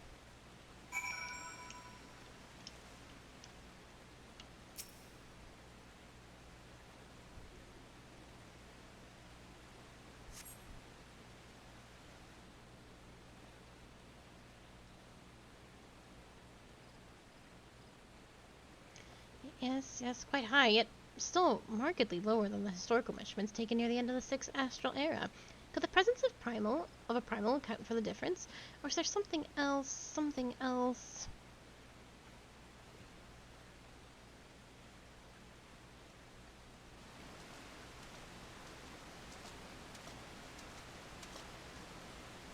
Something else.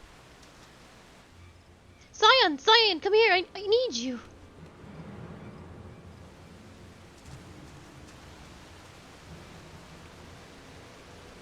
Oh no. It's Willard. Fear not, my friends, help has arrived.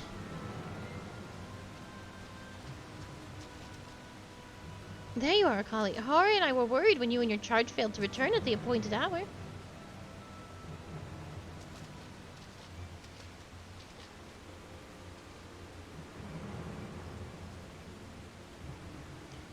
Gutted like a hog.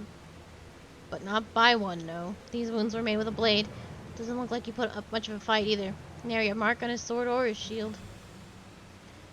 I've heard nothing of any Crystal Braves operations in this area. What cause had Willard to come here? What should we do? We will see to the scholar's protection, Akali. Aye, and the boy's remains. You should return to the Rising Stones. The antecedent will want to know what happened here. And so do I.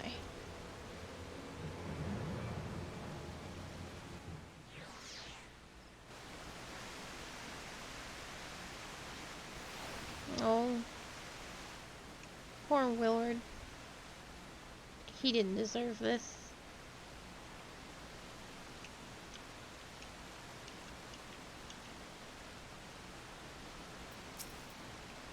We spoke a few times in the Rising Stones. He wasn't as experienced as some of the other Braves, but gods, he had passion. Gods, what a waste. Pray leave matters here to us, Akali. You must return to the Rising Stones and inform the antecedent at once. I've never been this close to oh gods.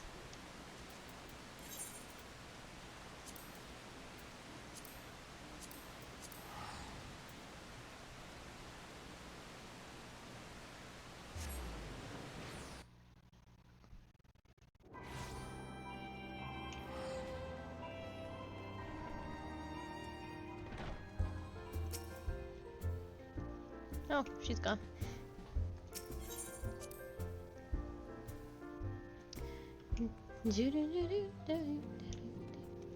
Oh, I guess no time. There's no time to be like dooting. Another storm has come and gone. These moments of peace never last long, though, do they?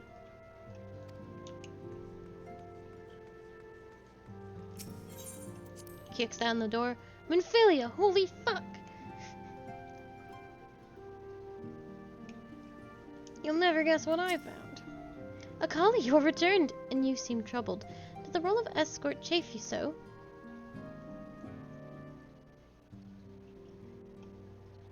Willard dead? Mayhap murdered? By the 12, how can that be?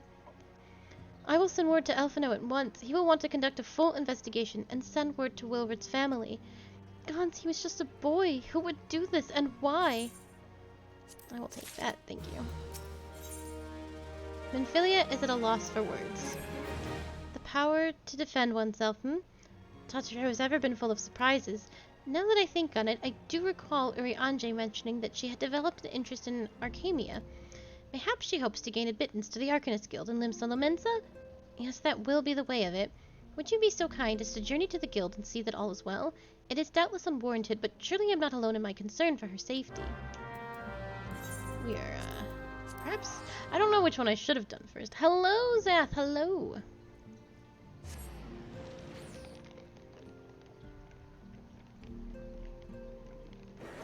I do. How do you do?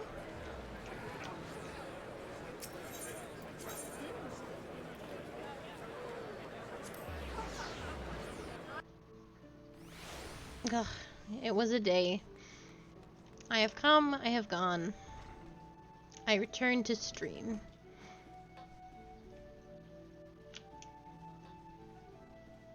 How was yours? Thank you. How was yours?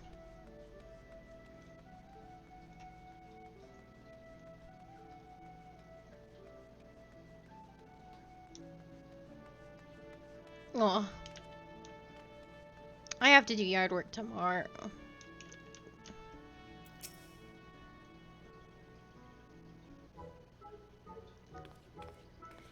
Kali, what are you doing here? I didn't mean for her to worry. That is the last thing I wanted. Putting an end to such worries is precisely the reason I'm here, don't you see? I, Taru, shall become a great and powerful arcanist. Thank you. No sleep, it's so early. And now, at Mistress Thanagium's behest, I must go and complete a special training exercise until we meet again. No sleepies. You must sleep. You must stay up forever. Ever and ever.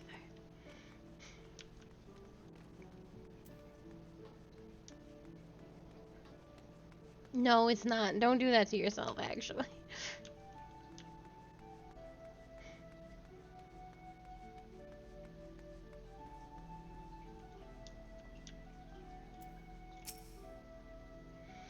Yes, how may I assist you, Akali?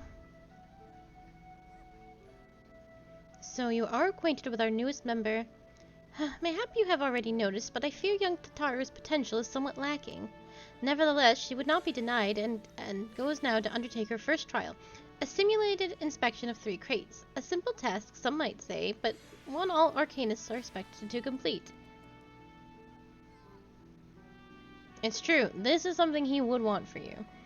A thought occurs to me. Why not assist Tataru with her training? Given your relationship with the girl and your growing understanding of Arcamia, you may prove a great help to her. Her trial will be conducted at the cliffs south of Zephyr Gate. You need only observe at a distance. Where the hell is Zephyr Gate?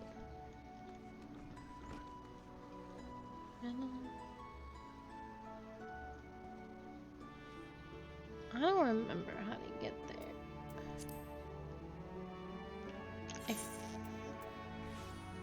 Oh, okay, I remember. I am almost done.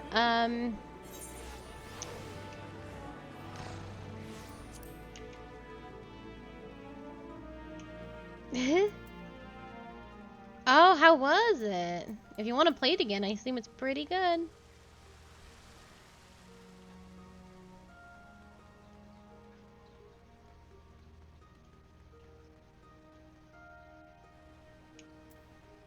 Big lady.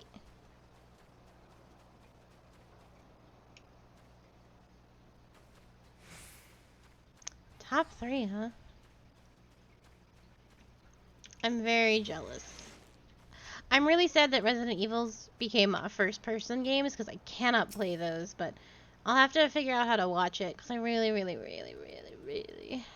I want to know what's going on.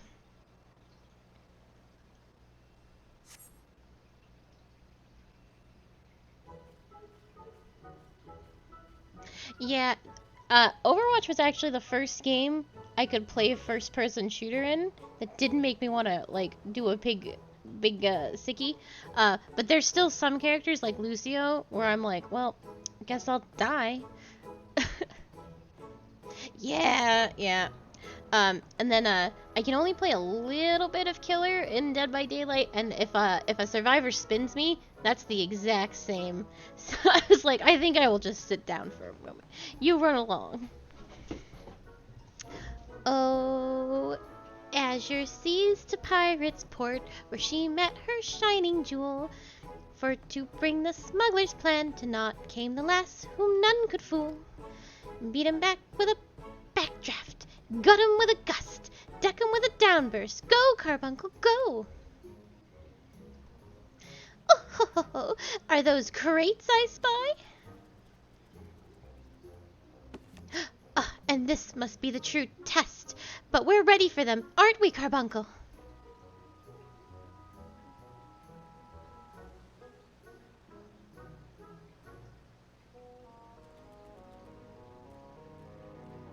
Carbuncle?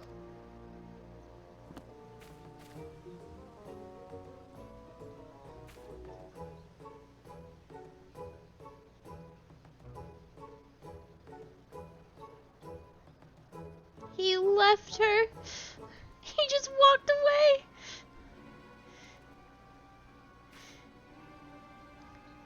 Oh, come back, Carbuncle, come back. That's the saddest fucking thing I've ever seen.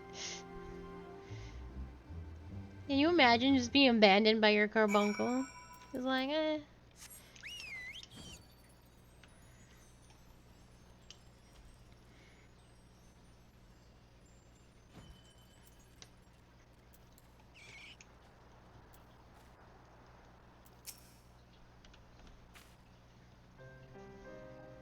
I should have known you'd come, Akali.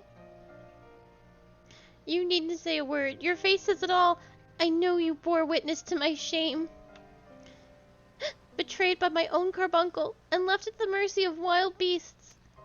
I must accept the truth. I'll never be a warrior like you or the others. I will inform Mistress Thermogem of my intention to withdraw from the guild. Arcamia, like so much else, is beyond me. Oh, Tataru! She's crying! No! No!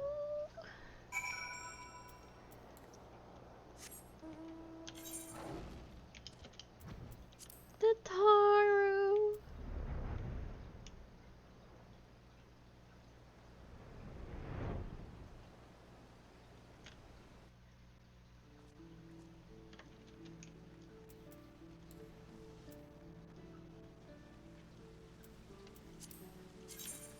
I have enough. Oh, I do have enough for gloves. That was the saddest thing I've ever seen. Oh, it's so loud.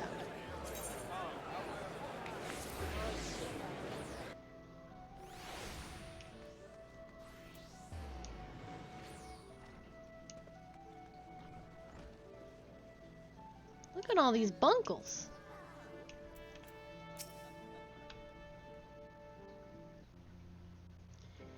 Back so soon. How fared our fledgling arcanist? Abysmally, Mistress Thermogem. Abysmally, as Kali will testify. I was wrong to become an arcanist. Wrong as usual. I am completely and utterly unqualified, and I sincerely apologize for wasting your time. Tataru, if that were true, I would not have permitted you to join in the first place. We must all come to accept our limitations, lest our ambitions lead us astray.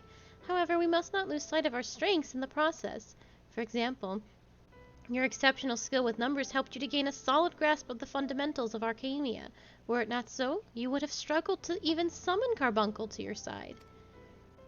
In my opinion, the Scions are truly fortunate to have such a capable and good-natured receptionist in their service. Would you not agree? You are too kind, Mistress Thermogem. Though I could not overcome this challenge, I shall take your words to heart and try not to be discouraged.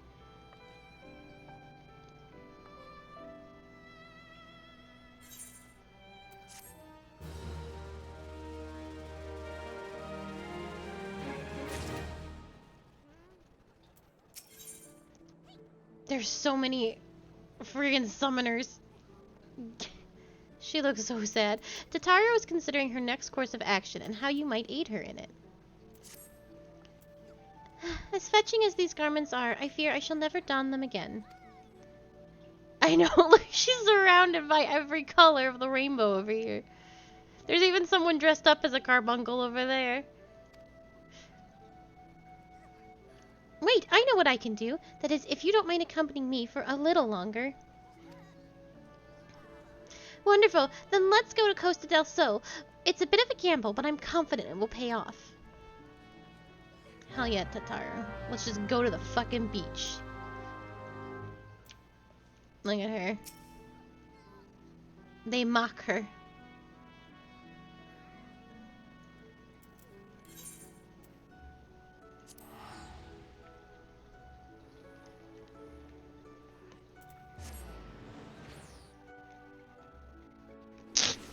Oh, I bumped my mic. I'm so sorry.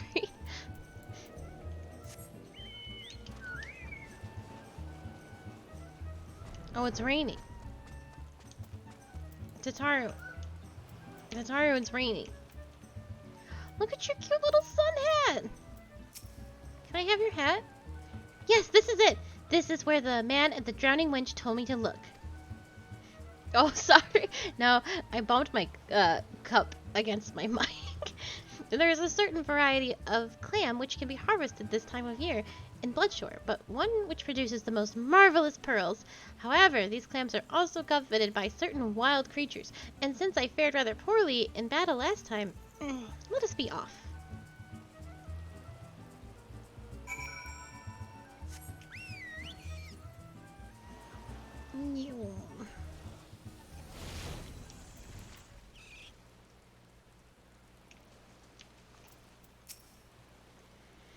What fortune, I've already found one. Would you be so kind as to keep watch while I work? This should only take a moment.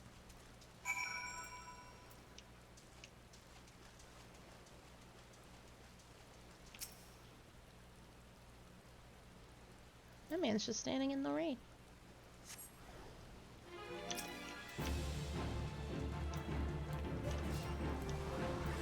Oh, that's rude, actually. I popped presence of mind and everything. Well, this thing has a lot of health. Why does this thing have so much health? Hold on.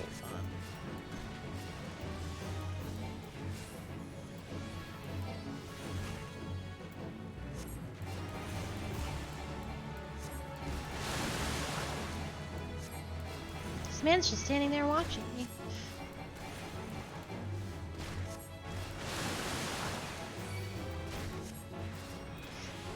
Is it you?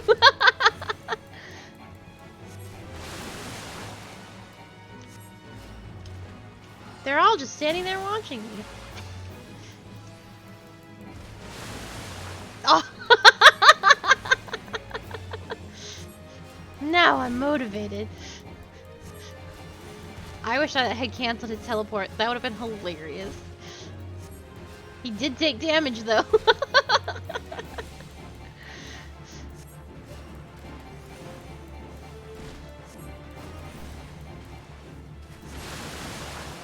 Hit it with your fishing pole, you coward. Jazzy catfish.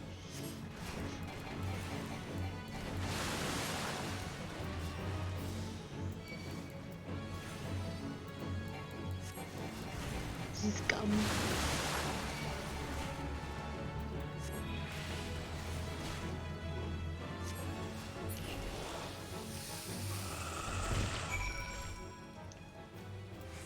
That thing had so much health. I'm level 55, for God's sake. Scum.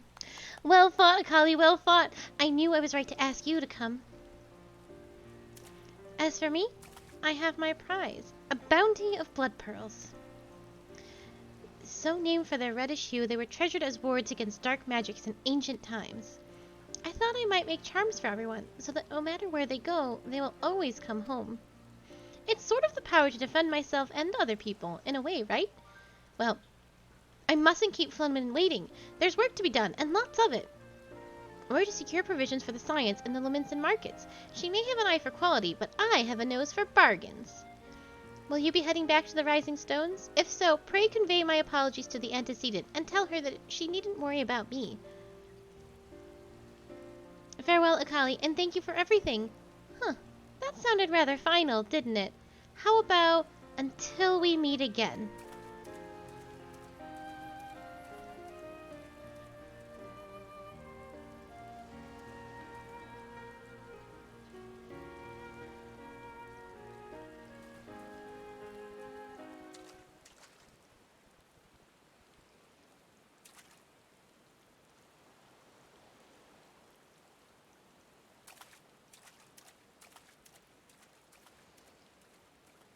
This feels very red flaggy, but I'm gonna continue on my way.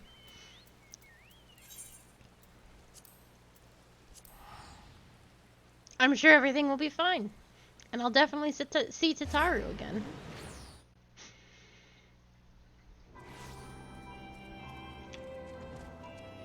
Get your car out of the way! Can't just park it in front of the Rising Stones like that.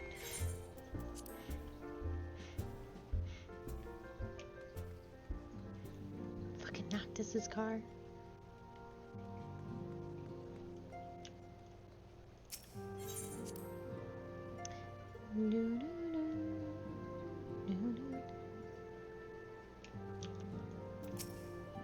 Welcome home, Akali. I gather you found Tataru and Limsa Lomensa? It is a beautiful car, but you can't just park it in front of Seventh Heaven like that.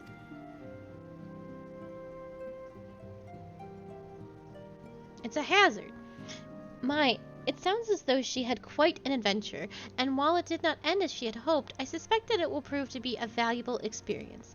I dare say she could have managed without our intervention. Even so, I appreciate you indulging my request.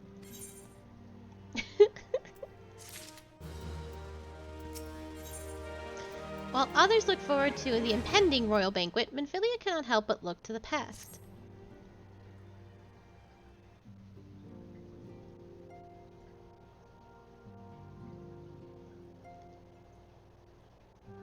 Though recent events weigh heavily on our minds, we must needs set them aside for now.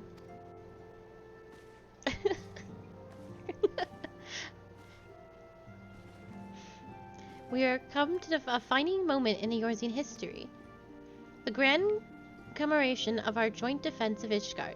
The first time in 15 long years that our people have stood side by side with our neighbors to the north to fight in common cause.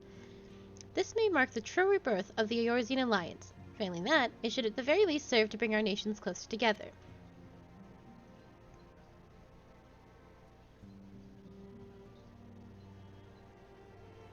We have every reason to raise our voices in celebration, do we not? We have bested Dravanians and Asians both. Against desperate odds we have fought and won. But the Primal still plague us, and the Empire still plots our subjugation, and our triumphs, remarkable though they are, were brought at a terrible price. Thank you. I will take a sippy. Brave adventurers and allies broken on the steps of faith, and before our eyes, in this very room, our dear friend Moonbrita. This is the victory we have wrought, and it is bitter ashes in my mouth. I would sooner stay here and invite those with more appetite to enjoy the feast in my stead. Alas, it is a royal banquet, and all of our allies will be in attendance. It is our duty to present a united front, that we might serve as a beacon of hope to all.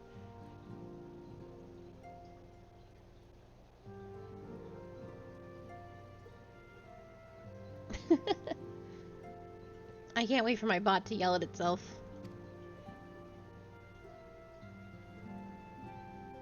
I instructed the others to meet us in Ul'dah, that we might make our grand entrance together. Unfortunately, I had to settle for leaving Tataru and Limian a note. If they do not return quickly, they will have to settle for whatever leftovers I can smuggle out of the fragrant chamber. Sometimes she doesn't do it. It's very bizarre. You can post links sometimes.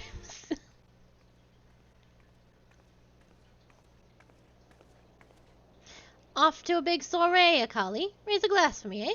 Or not. You don't look best pleased, Les. Something on your mind?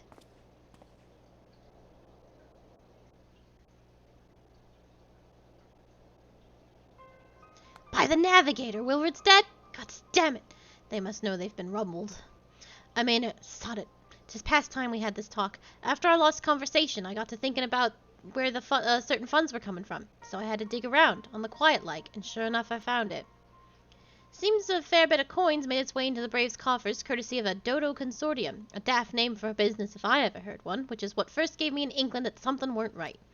So I went through the ledgers again and found myself another half-dozen donations from organizations with a stupid bloody names. Didn't take long to find the common thread. All were owned by the Mirage Trust. Oh, I'll give it to the bastard credit. He showed us up for the amateurs we are. Short of calling one of his businesses the bloody Briberies Consortium, I don't know where he could have done to mock our rules on financial contributions. Gods only know how many men of the first and third are taking Telegi's coin.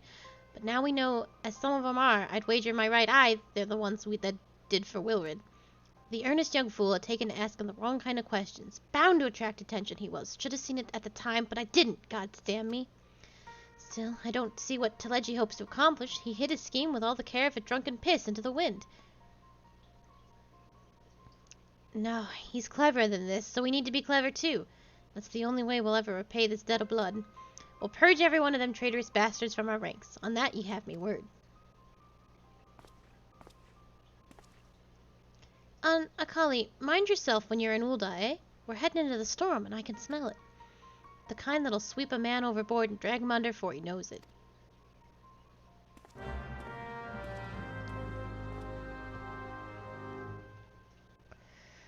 Ooh.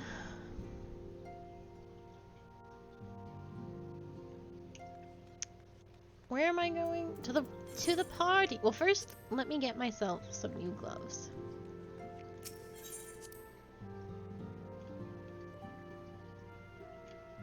Because I can afford it. Excuse me. Get your car out of the way.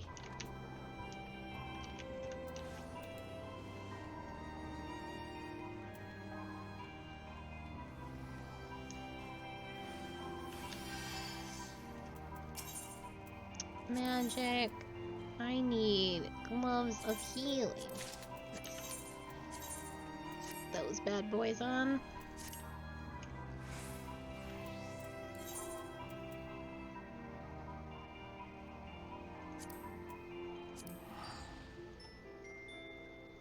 For what?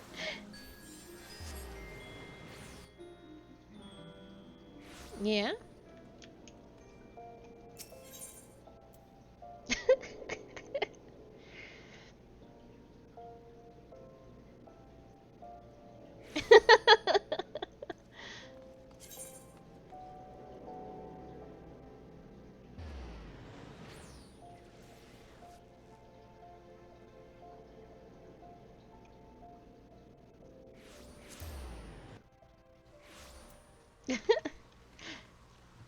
That's true.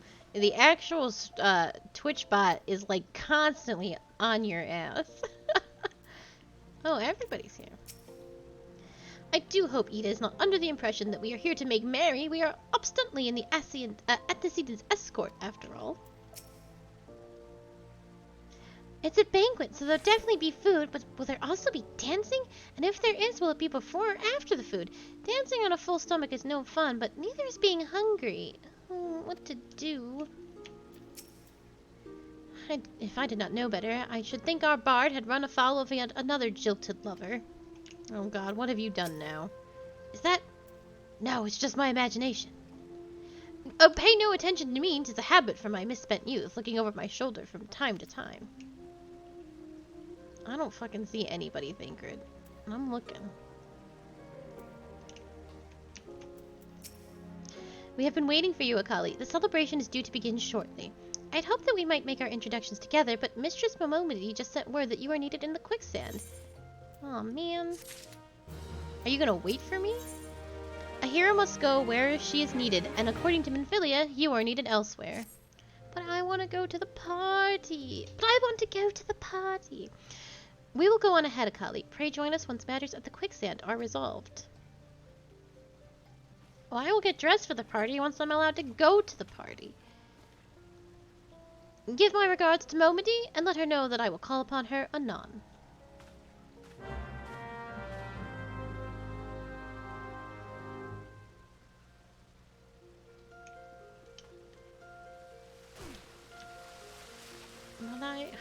have to go do adventure stuff.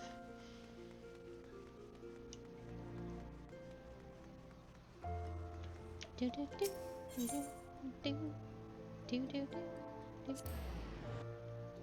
We will get dressed for the party.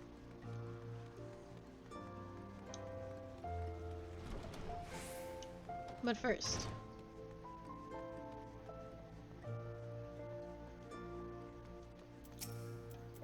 I appreciate you dropping in on such short notice, Akali. I know you got places to be, so I won't waste your time. You're friends with a crystal brave by the name of Allian, aren't you? A former adventurer? Come to think of it, I'm pretty sure you recruited her yourself. Well, anyway, she came around here for a meal not long ago, and before she left, she asked me to give you a message. Said if others end up dragging you to the feast, I was to see you got it before you made your grand entrance. Bussin'? Meet me at the station west of Coffer and Coffin. There's something I must show you. A short message, I'll grant you, but she thought long and hard before picking those words. Barely touched her food, too. Under other circumstances, I'd have thought those the signs of a troubled heart, but something tells me she ain't planning to ask your thoughts on a gentleman caller. I don't know what that... What does bussin' mean? Explain yourself.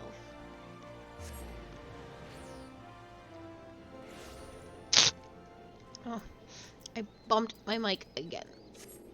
This is terrible. I'm just trying to have myself a sippy.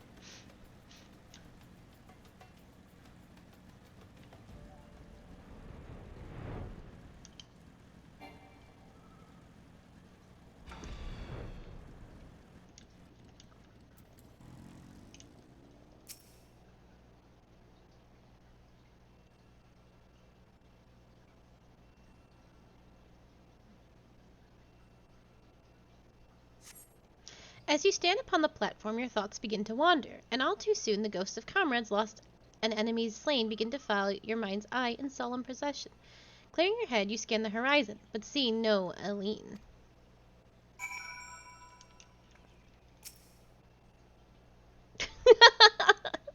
Thank you, Q. Straining your ears to listen, you hear the chatter of Kirin and the buzzing of Sifrids, but no approaching footfall. Sighing, you bow your head, only to notice the vial lying at your feet.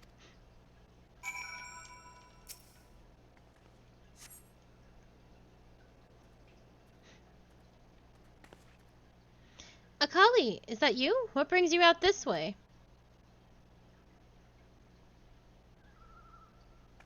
Laurentis.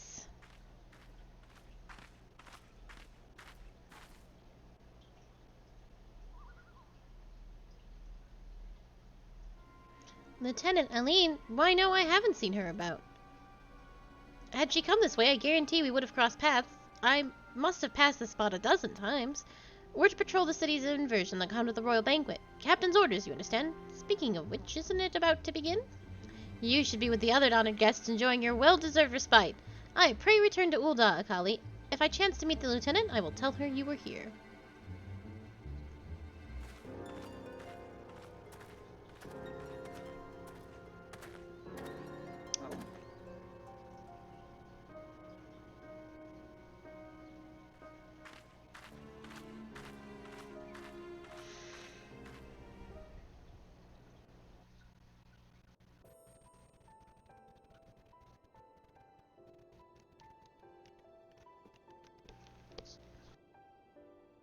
O Sultan Tree, hallowed spirit of my line. Through my weakness, the glorious house of Ul has all but disappeared beneath the sands. For want of the strength to raise it up again, it were better that it fall. Forgive me, but I know not what else to do.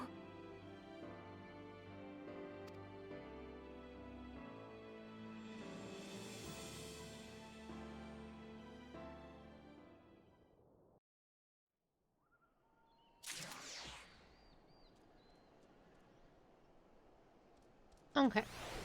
I do believe we can finally go to this party.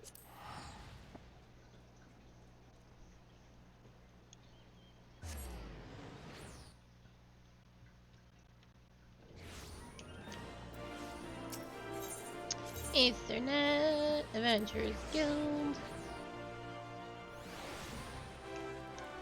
We hustle and we bustle over here.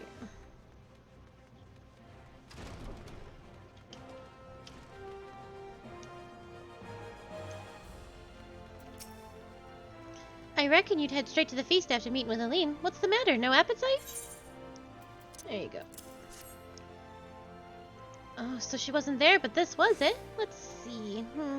Looks to me like an alchemist vial, but beyond that, I can't say. Might be best if you hold on to it for safekeeping, though. Any road, no use worrying about Aline. I'm sure she'll turn up before too long, and when she does, we'll soon find out what this was all in aid of. Besides, you've got more important things to think about. Judging by Momody's grin, your star could not rise any higher. I enjoy coffee with some sugar in it, mostly cream. I used to have tons of sugar in it, but I have grown up, and but I still can't super do it black. Would you believe it? While you were away, another message arrived for you. Well, one did. One delivered by the Sultana's handmaiden no less. Seems her grace desires a private audience. Her handmaiden will meet you at the royal promenade and escort you to the Sultana's chambers. So what are you waiting for? Go on then, go!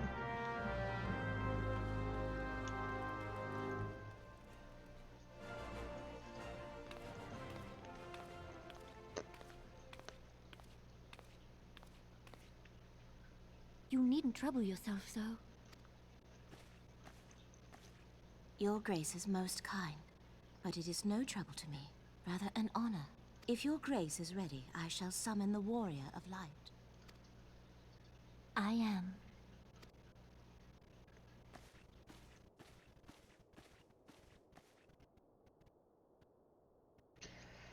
Oh.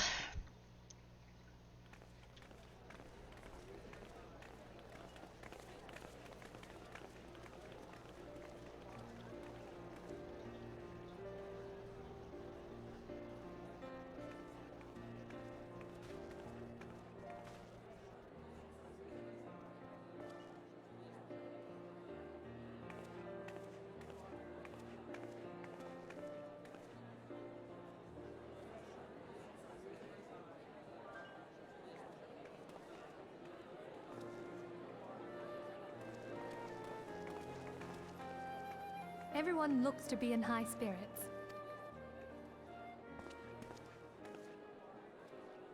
With good cause.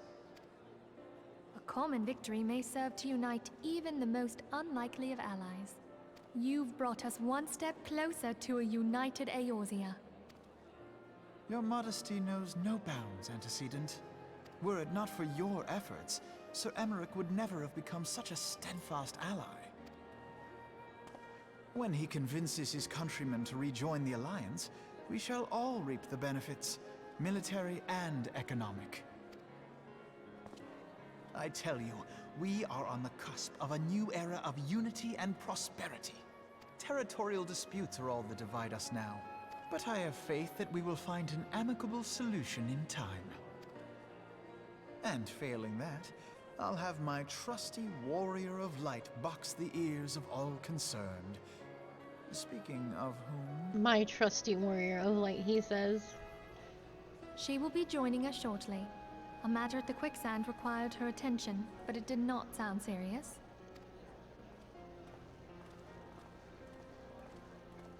I'm gonna dunk Elfino in a toilet.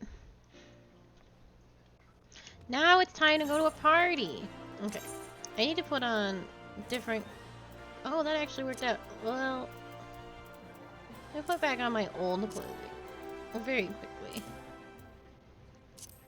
Because I don't actually want to glamour over it. Some of these things... Oh, some of these things aren't glamored anyway. Hold on. Okay, so then we just put on my shoes. And there we go. Oh, I don't like those tights. Well, such is life.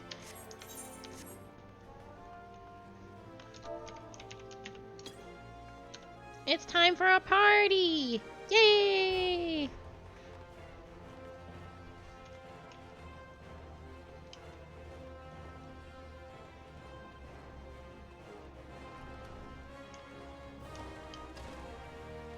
It is my true form.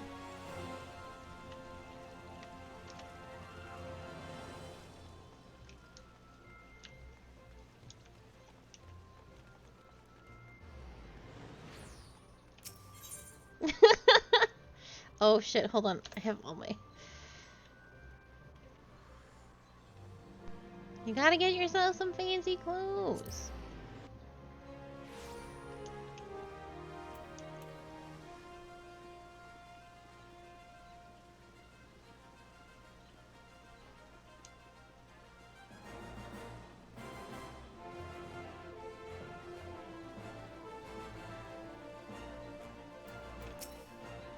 Thank you for coming, madam. Her Grace is most eager to speak with you. If you require a moment to compose yourself before your audience, you may have it. Or if you are ready, it would be my honor to escort you to Her Grace's chamber forthwith. Upon proceeding to the Sultana's bedchamber, several cutscenes will play in a sequence. It is recommended that you set aside sufficient time to view these scenes in their entirety. Here we go. Here we go. Here we go.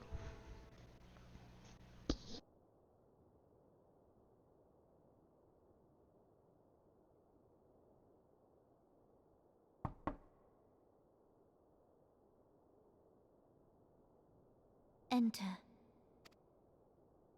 Your Grace, your guest has arrived.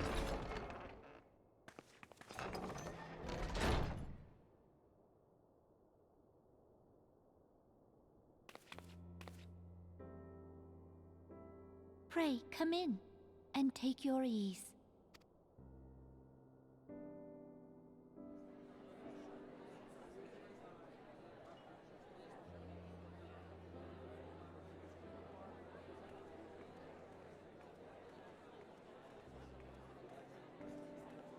Tis well that the steps of faith held against the Horde.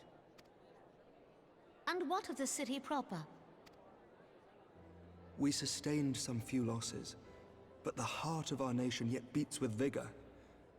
I am not certain I could say the same had we not received your most generous aid.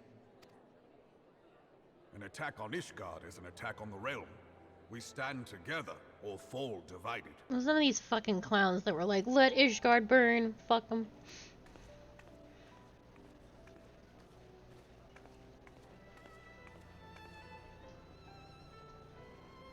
Such noble words after the fact.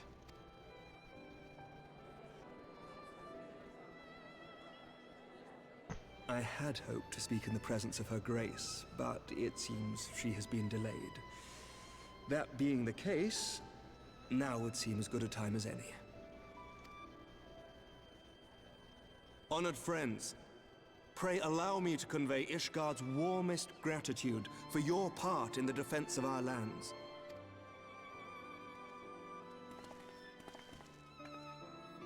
Tis upon the success of this very alliance that my recommendation to throw open the gates of judgment shall be founded. With the blessing of the Archbishop, it is my hope that Ishgard will soon be reunited with her long-estranged sister nations, and that Eorzea shall once more be as one.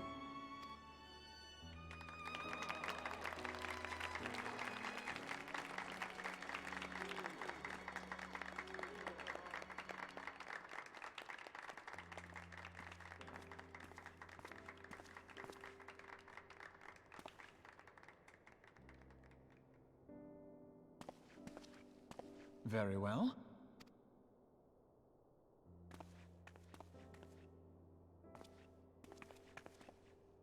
Is aught amiss? Nothing to worry about. I shall return anon.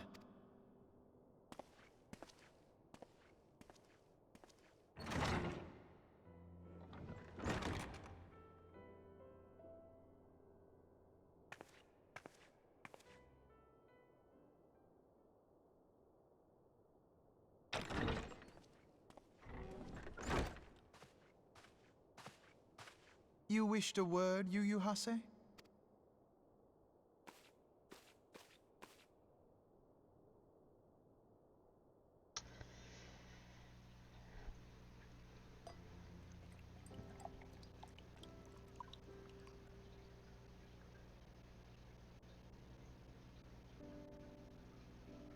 You may go. Your Grace.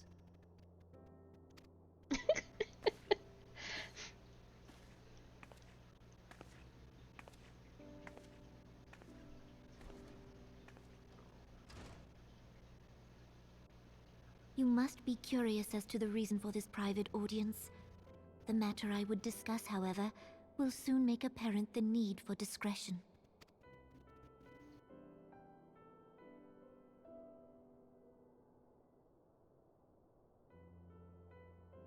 I intend to abdicate the throne and dissolve the monarchy.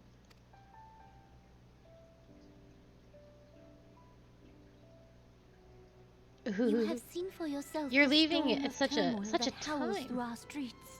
The government fails in its responsibilities, and my subjects suffer the consequences of our incompetence. But I will see them suffer no longer. The victory feast shall provide the stage on which I declare the dissolution of the Sultanate. 'Tis mine intent that the ruling class of our golden city should take its place beside the common man in a fair and equitable republic. No more shall this nation bow to the whims of a privileged few. Yet, that which I propose will entail the tearing up of this city's very foundations. And even Roban, with all his strength and influence, will be hard-pressed to keep his footing on such treacherous ground. Thus would I ask you to lend him a steadying hand. You who have endured the wrath of innumerable foes are the one hero in whom I can place my trust. Will you do this thing for me?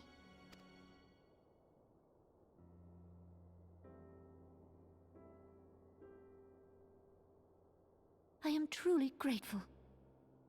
More grateful than I can well express. Much of my dread for the coming days has been quieted.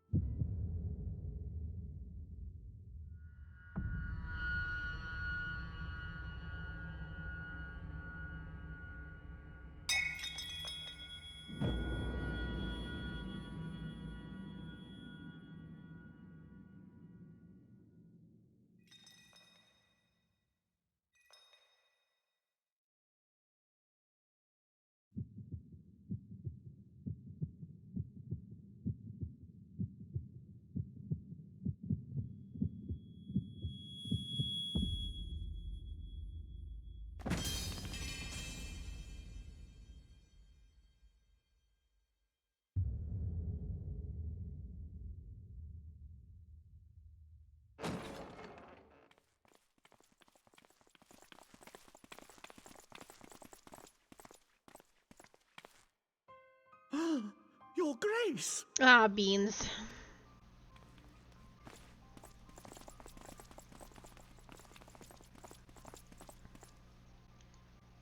Her Grace, the Sultana, is dead.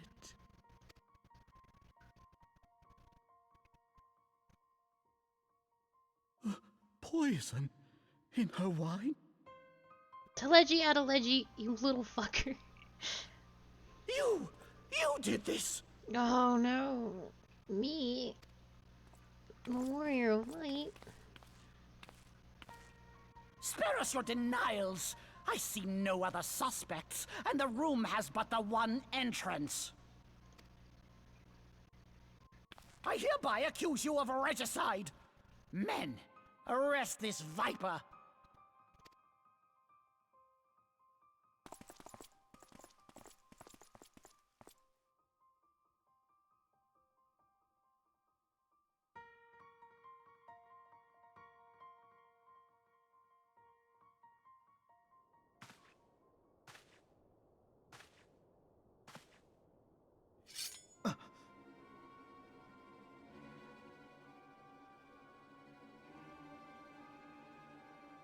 Sir, barring a few exceptions, we have detained all those with allegiance to the Scions.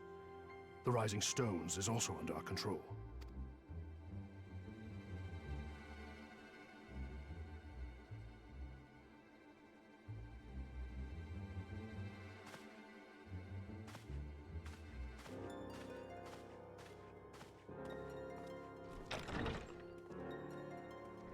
And what do you hope to achieve with this mutiny? Why, that which we have striven for all along, Commander. The salvation of Eorzea.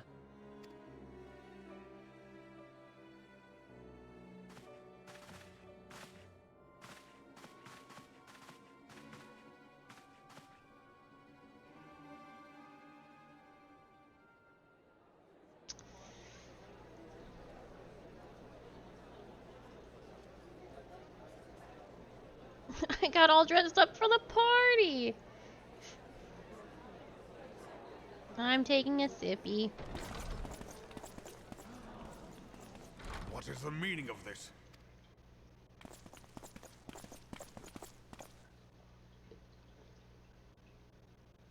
Knights from the homeland. This cannot bode well. Lord Commander, we have received an urgent message from the Holy See. I am grieved to report that your serpentine foes have resumed their assault. Needless to say, your presence is urgently required. These knights have come to bear you swiftly home to Ishgard. A surprise attack? We've had no such word from our men, and the timing is most fortuitous to catch us away from the city. Most fortuitous indeed. Lord Commander, we must away.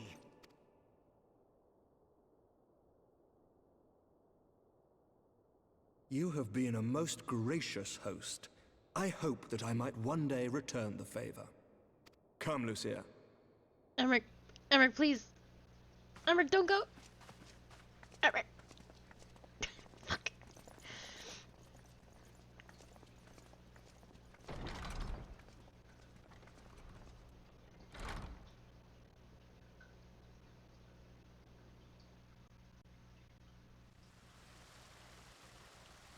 Emmerich, please. I'm in jail.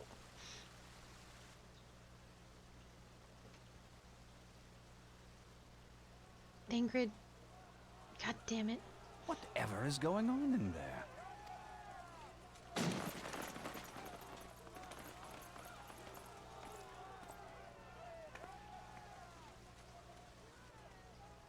Ah, the ever-dutiful brass blades. I must apologize, but my dance card is rather full.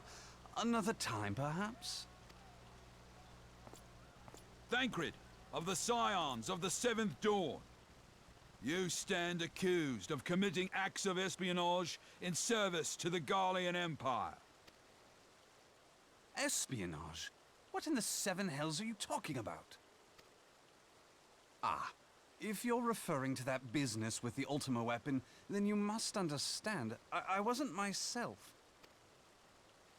Under interrogation, an Imperial prisoner revealed your involvement in numerous dealings with the enemy. We've also been investigating reports that you are a practitioner of forbidden arts. You'd best come along with us.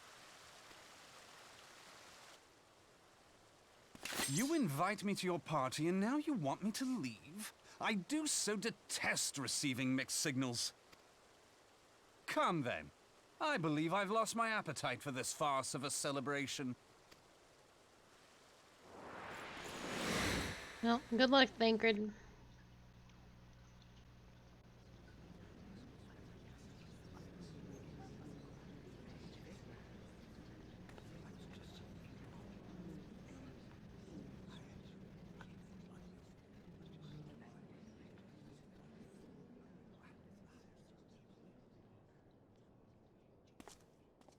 You go too far, Lord Adeleji.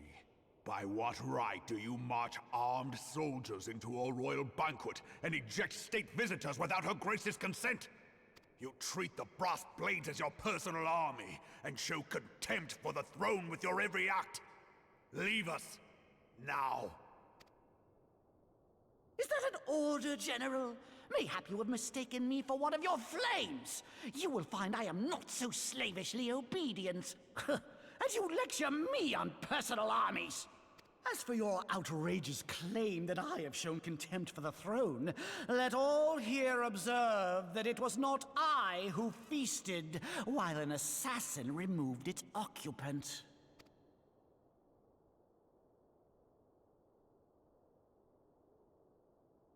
I expect this is your idea of defending the nation, is it? This and diluting our forces through these distractions in Cartano and Kurthus. I do begin to see how the ranks of the Immortal Flames came to be riddled with Garlean sympathizers. You are plainly unfit for command. Wait. Wait, goddamn you. Your words make no sense. What assassin? You mean to say you don't know? We caught the vaunted champion of the Scions in her Grace's private chambers, not moments after the deed was done.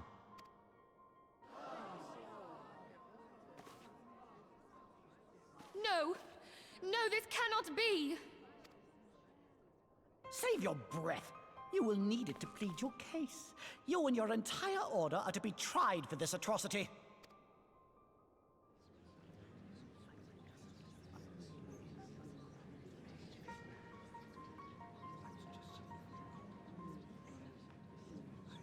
Bring in the prisoner!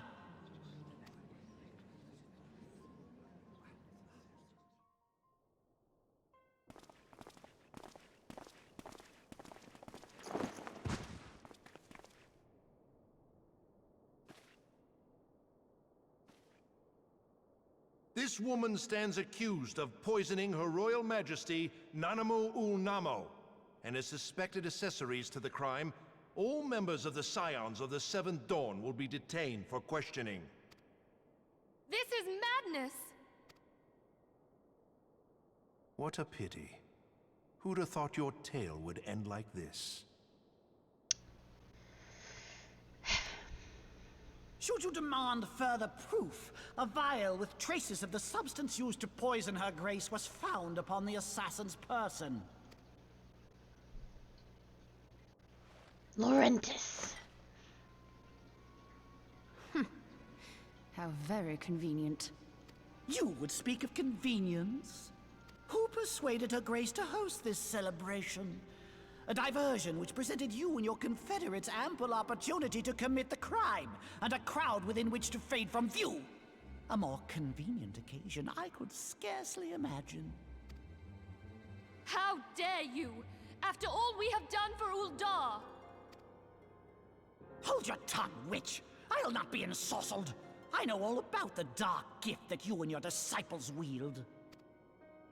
Oh yes, I've observed how you worked upon the minds of the Alliance leaders, bending them to your will. Hello, hello. And what of your cordial relationship with Sir Emmerich? For years, Ishgard abjured all contact with the outside world, and now the Lord Commander of the Temple Knights treats you with the familiarity of a childhood friend. Hey, don't talk about him like that. I'll tell you what I think. I think this desperate defense of Ishgard was but a ruse to deceive us into dividing our forces. Your next move will be to charm your Kurthan allies into invading our lands. Now that is truly ridiculous. How do you even think of this stuff? She cannot be dead.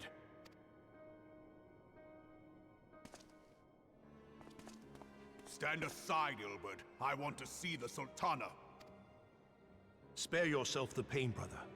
I saw her with my own eyes. For a mercy, the poison took her swiftly. Her handmaiden can attest to that.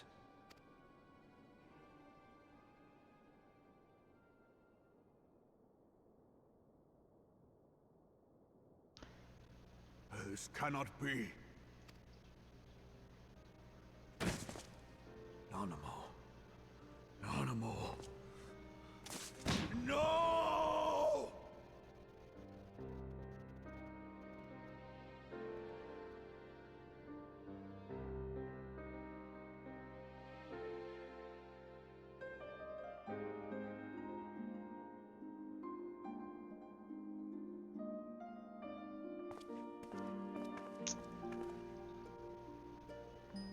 Plainly, the Royalists can no longer be relied upon to keep our nation safe. And so it falls to the monitorists of the Syndicate to govern Uldar. But should you wish to help us, General, we would be more than happy to entrust the task of planning Her Grace's funeral to you. Ugh. It seems only right that you should bury your precious Sultana, and we will be glad to be rid of that burden.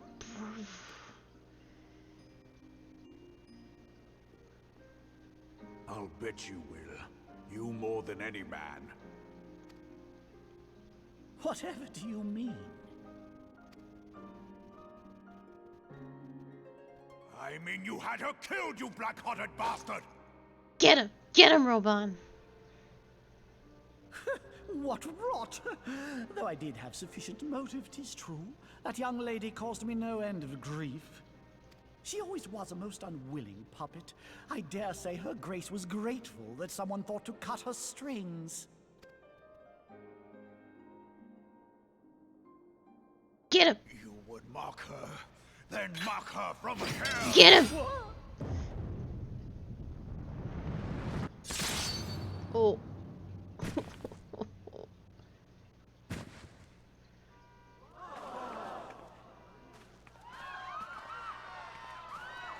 Absolutely decimated.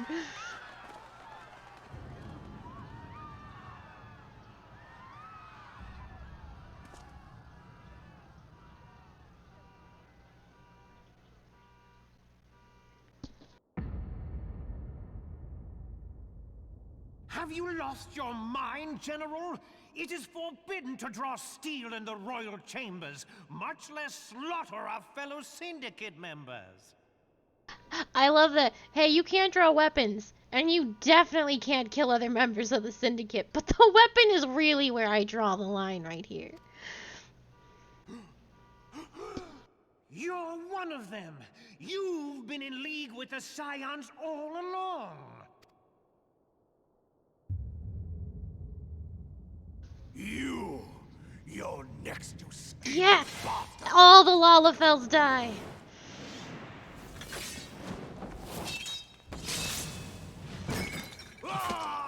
Oh.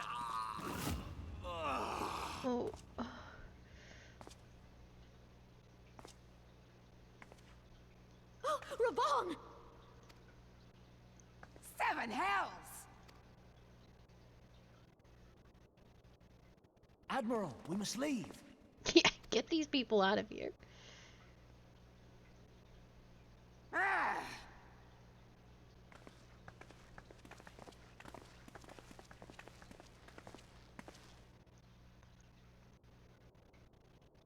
Marwolf should just start taking shots. Fuck them. All I out would like Anarchy. you, old friend. I did not expect to take your arm so easily. Take the Scions into custody. They have conspired to commit regicide. Regicide. And arrest this traitor as well.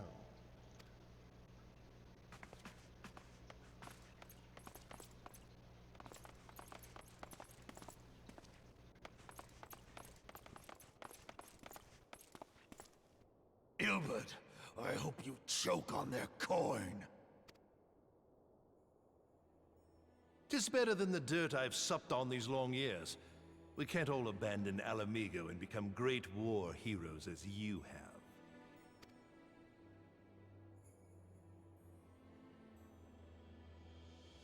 You are not the man you once were, Raban. Since that girl strapped the yoke around your neck, you've become docile. Yeah.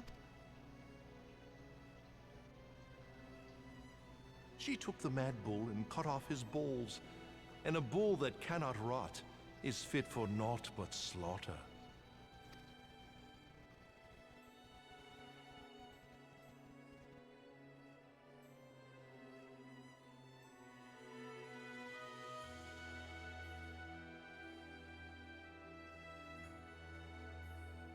Shall I tell you who really killed your precious Sultana?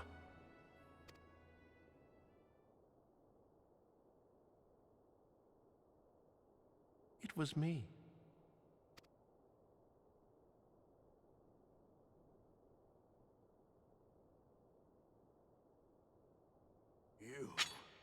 You die!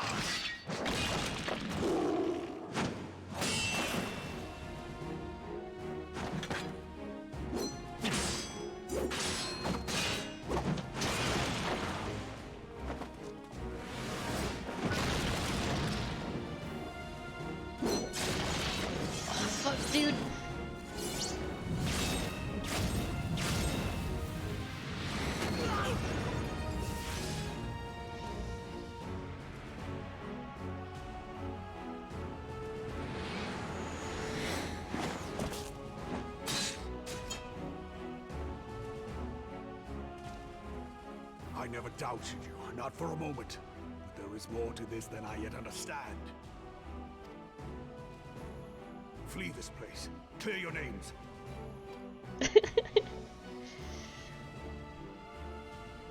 Find out who is behind this plot. It is the only way.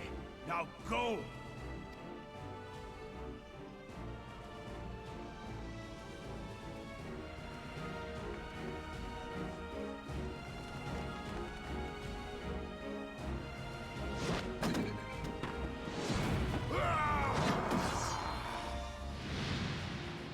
Oh, I just want to watch them keep fighting. I just want to watch it so bad. It was so hype. As you should.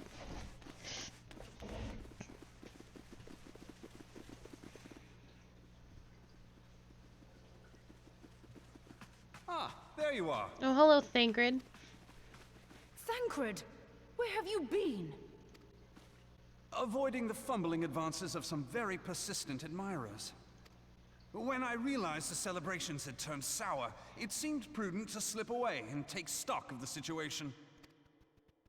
'Twould appear that much of the city is already under tight guard. It occurs to me that expanding the Brass Blade's authority may not have been such a wonderful idea after all.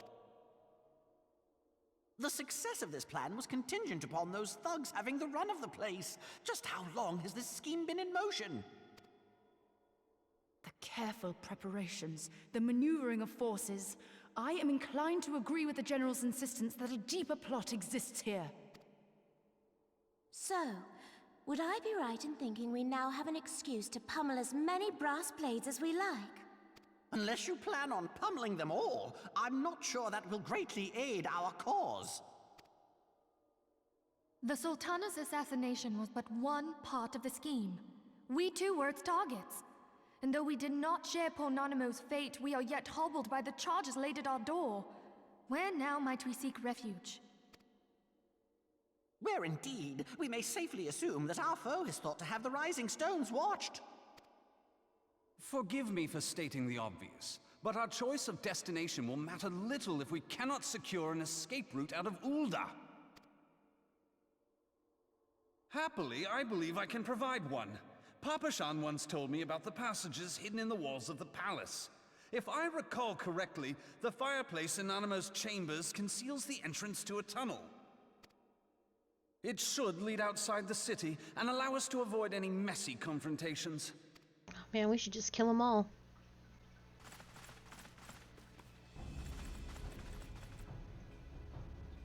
Can't get any worse for us.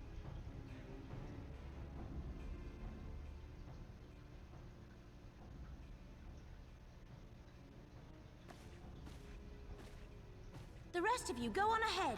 I'll handle this lot. By yourself? I suppose I shall just have to join you.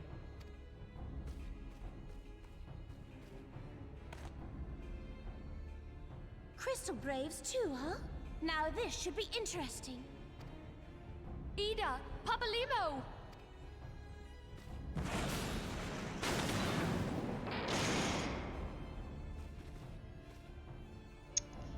We will hold our pursuers here. Hurry, now! Find this tunnel of Thancred's.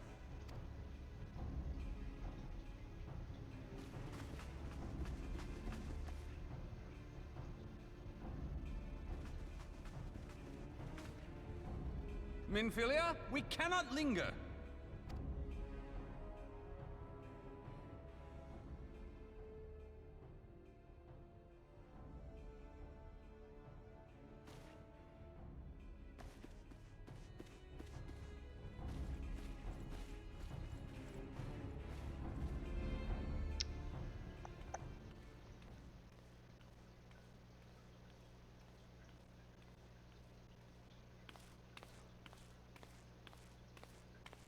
Oh.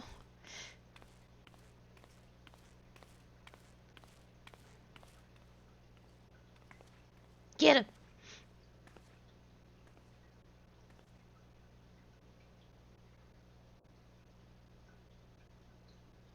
Get him.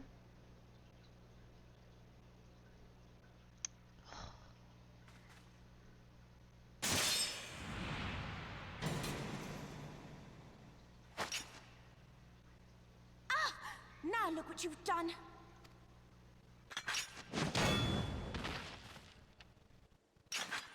Ida, are you all right? There are just too many of them. I'm fine. I could do this all day. How about you? Nearing the end of my tether.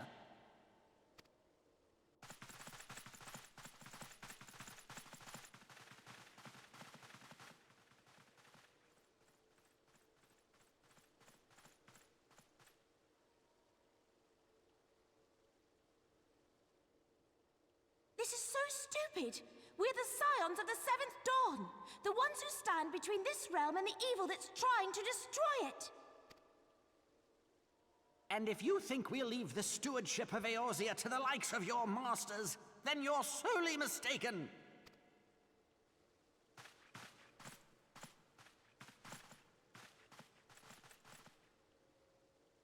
Sorry I dragged you into this, Papalymo. 'Tis hardly the first time, and I'll be damned if it will be the last. Oh, please stop waving flags.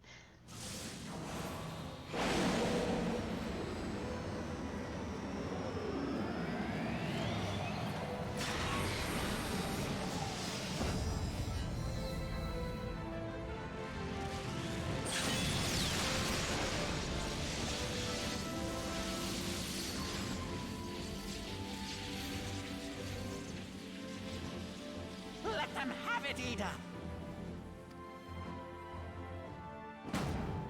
I was hoping you'd say that.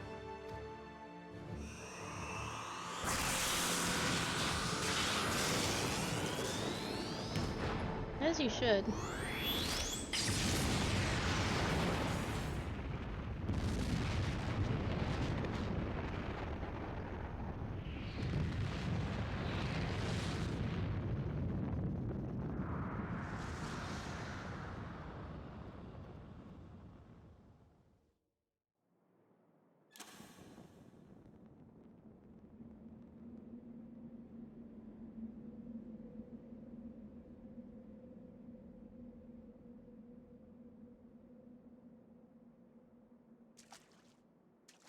I never knew such a watercourse existed beneath Uldar. The architecture is of the Sildine style, if I'm not mistaken. The ancients plainly foresaw the need for a ready means of escape.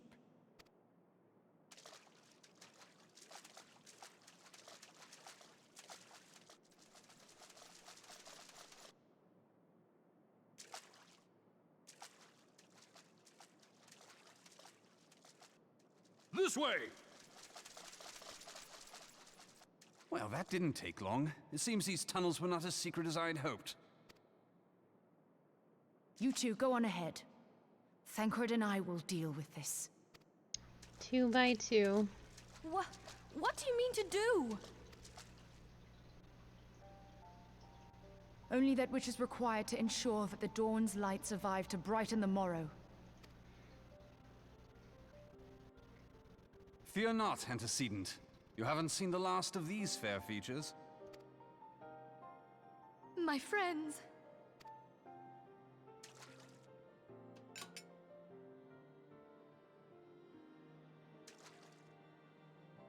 Leave us!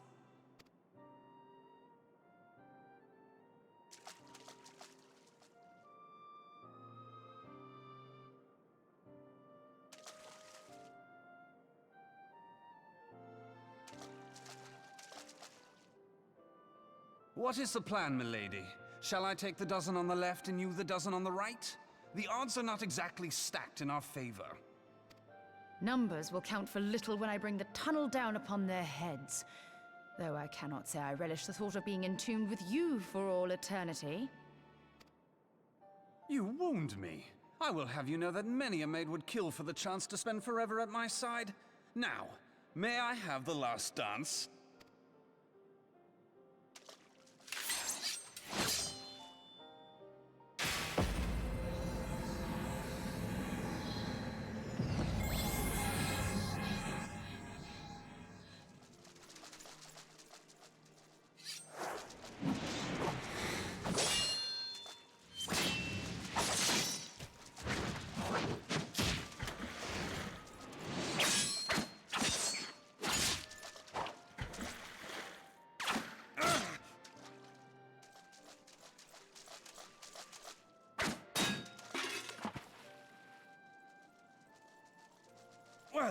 This is going splendidly.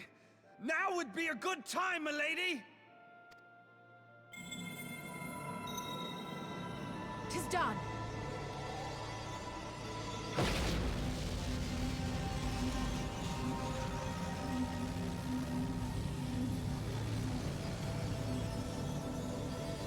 Forgive me, Mitra.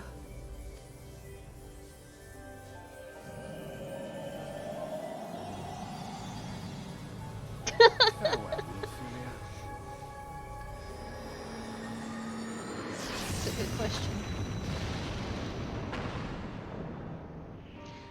To get as many soldiers in that blast as possible.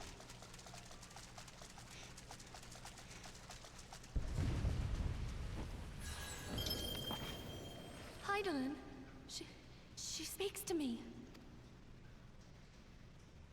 No.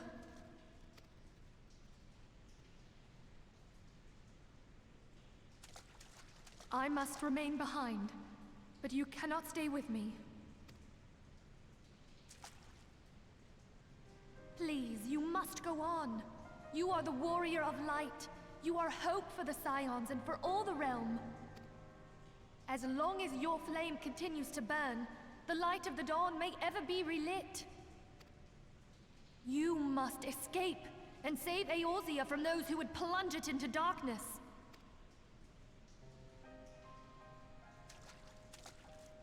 Tis the only way.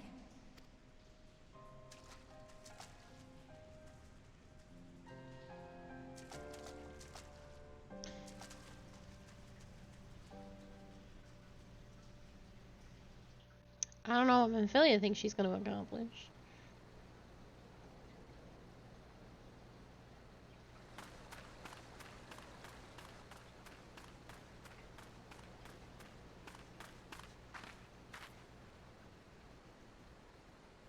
Not really. She's got a dagger, but I don't. There is literally nothing she can accomplish.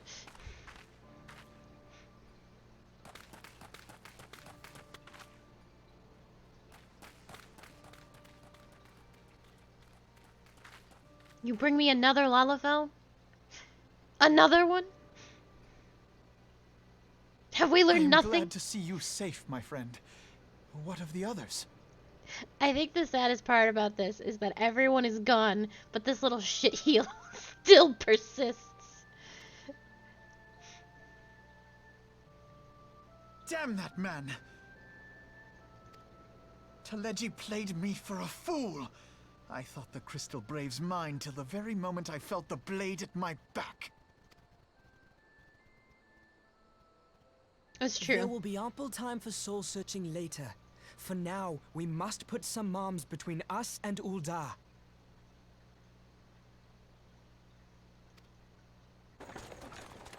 There is a joke that Lalafells are incredibly evil.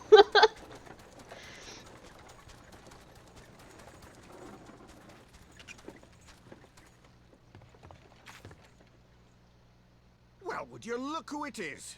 Need a ride? I doubt it'll be half as exciting as the last trip we took. Not if I have anything to say about it anyway.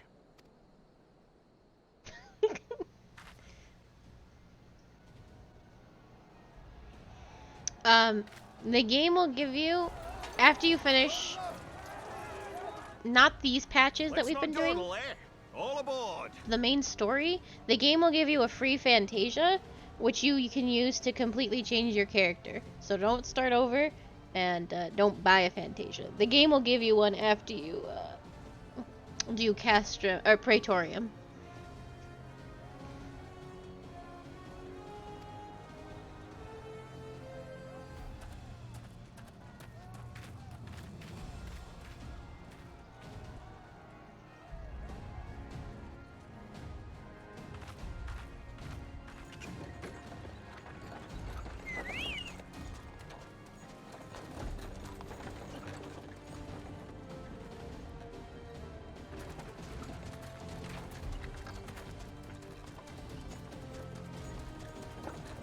Oh man, I wish my hands weren't clipping through my dress like crazy.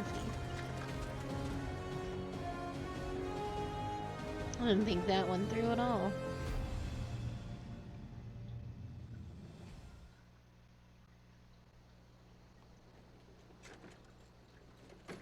That's true, I do look very nice.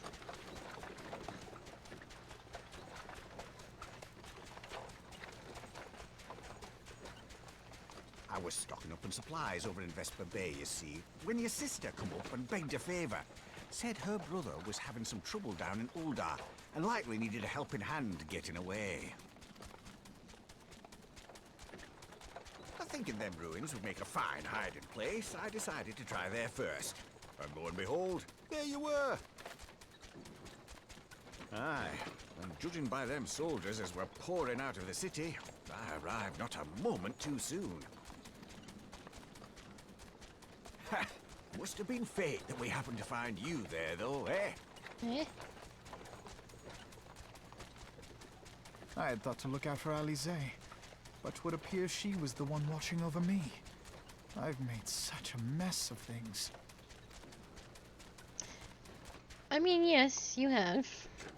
All our friends are dead.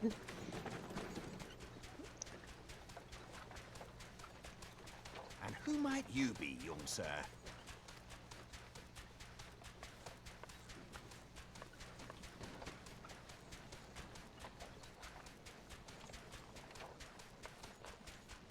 Pippin Taropin, Vice Marshal of the Immortal Flames.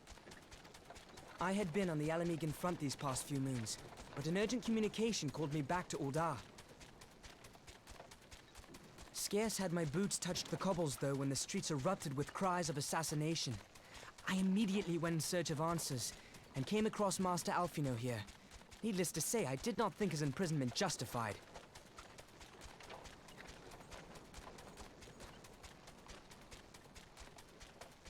Have you seen them all, Zav?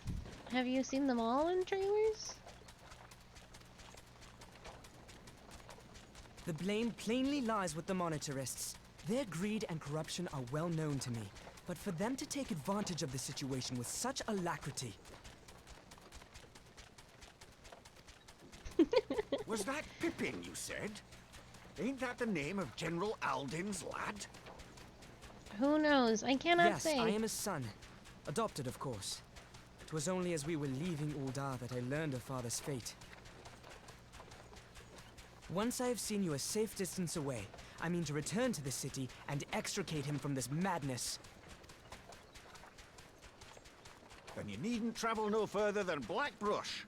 Our fugitives have a friend waiting for them there.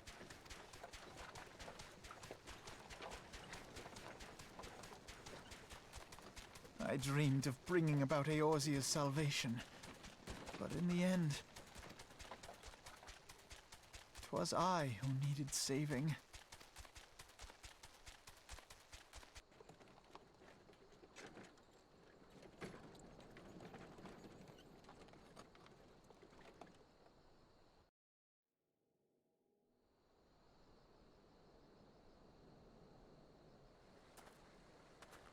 The soldiers will keep searching for you a while yet. Reckon we'll make the carriage back towards Ulda and get a lay of the land. Maybe provide a distraction if need be.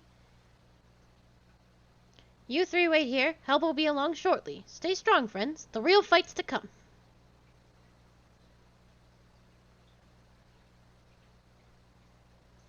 Alright, let's go.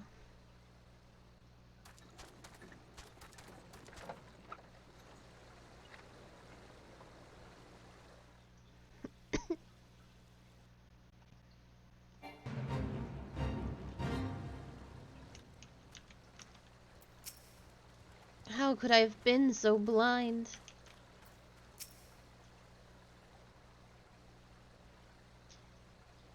The most unassuming folk can be the greatest of allies. That fellow was but a passing merchant, yet he lent us aid without a moment's hesitation or any hint of concern for his own safety. Though I can well imagine how a man could feel inspired to risk all in your presence. Father spoke often of you, Akali, and long have I looked forward to our first meeting. Needless to say, this is not at all how I envisioned it.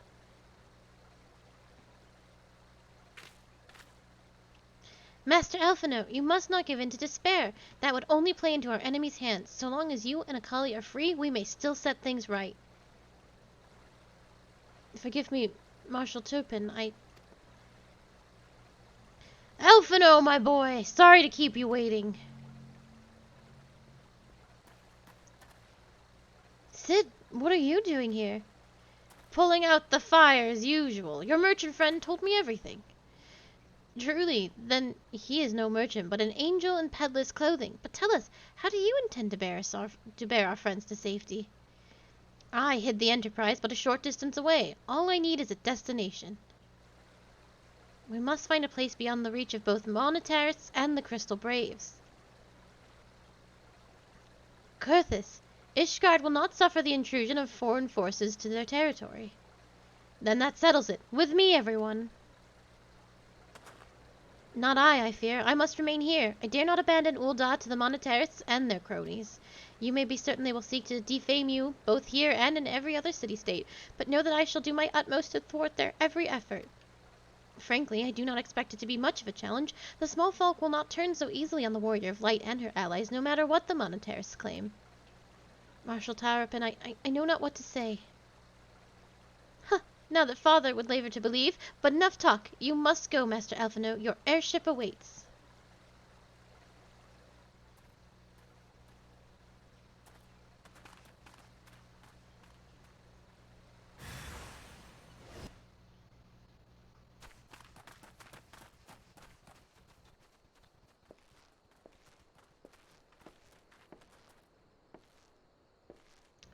Up, up, there's no rest for the righteous.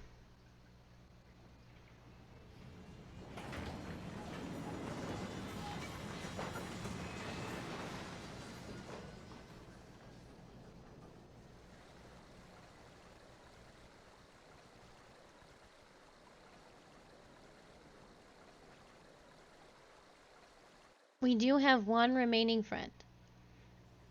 One friend that will definitely help us. Don't rush me, Final Fantasy. Goodness gracious. It's not, you're not watching these cutscenes fast enough.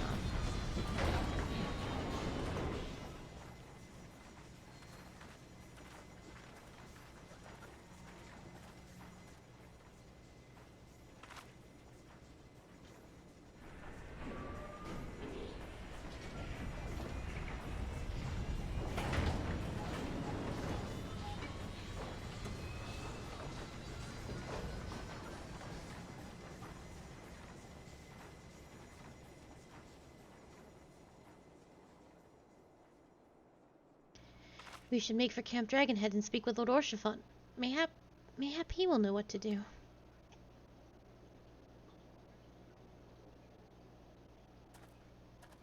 Well, I'm not dressed for this weather. But I bet Lord Orshifont would like to see me in my cute dress, so we'll keep it on.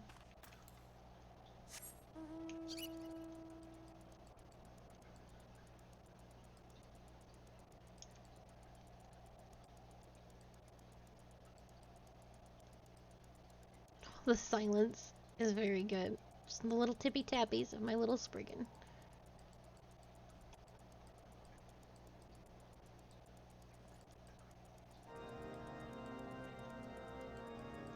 Oh, I don't have it on this character.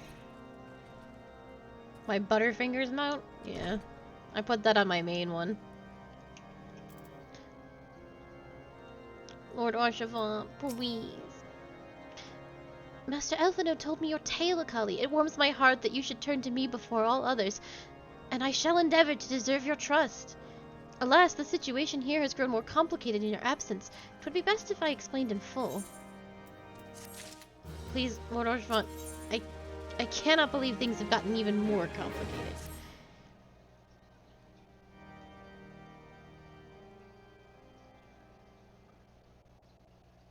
There has been word from the capital.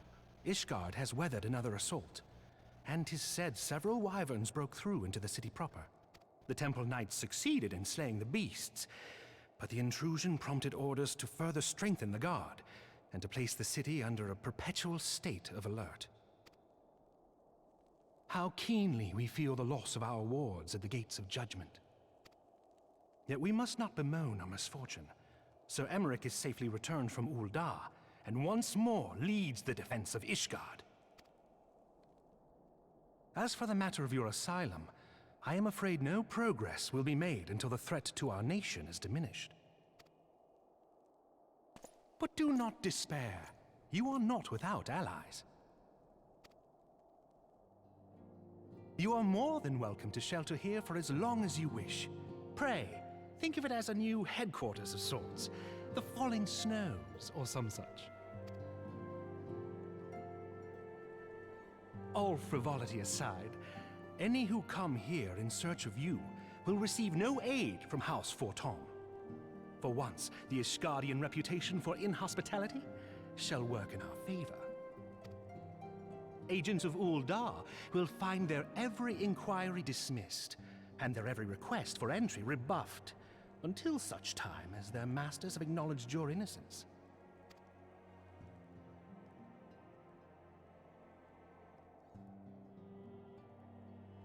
You once fought to preserve the honor of my dear friend. 'Tis a blessing that I may now repay that debt in kind.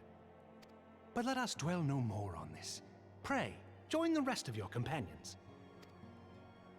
'Tis bitterly cold this day. I suspect there are those who might welcome the warmth your presence brings. Archivant is gonna kick any ass that even dares. The incessory awaits, Akali. Pray do not keep your companions in suspense. I am certain their hearts will soar at the sight of you. Who managed to escape, and what of those that did not? Who's gonna be in there? Who made it?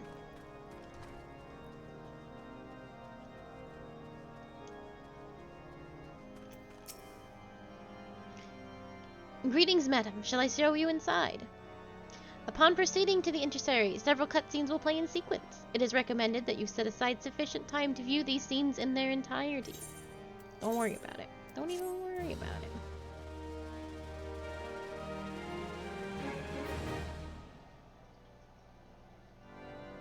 It's not nearly as long as what we just witnessed. Alphino! Akali! Is it really you?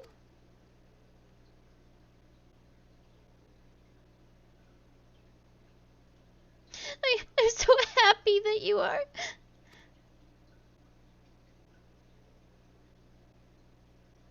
I tried contacting Minfilia and the others, but no one would respond. And then Crystal Braves, our own people, turned on us in the marketplace. Fellman told me to run, and so I did. I ran and I ran until my lungs burned and my feet ached, but I lost my way, and then...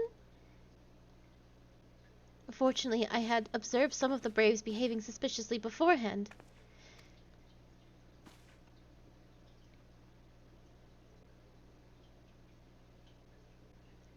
I guess my mask... It was lost in the struggle. Pretty, isn't she? Anyway, after Yaguri found me, we traveled to Vesper Bay and met up with Arianje. When we told him what had happened, he used his magics to weave a glamour around the waking sands. From the outside, our old headquarters now looks like an abandoned storehouse. The transformation didn't take long either. Apparently, Arianje started making preparations after the Imperial attack, just in case the Empire ever chose to pay us another visit. Good thinking, eh? Sorry, where was I? Oh yes! We waited there at the Waking Sands, hoping others would come, but no one else did. My people are searching for the Scions even as we speak, but we have met with no success as yet. I'd hoped that you might be able to suggest further places to look. But you should know, the Rising Stones did not share the Waking Sands' good fortune. Only Crystal Braves await you there. But be that as it may, we have yet cause to hope, do we not? If the two of you escaped, it is not impossible that others could have done so as well. You may have been forsaken by men and women believed true, but rest assured that the people of Doma yet stand with you. We welcome this opportunity to repay our debts, and shall continue our efforts to locate the others and see Scions return to their rightful place of honor.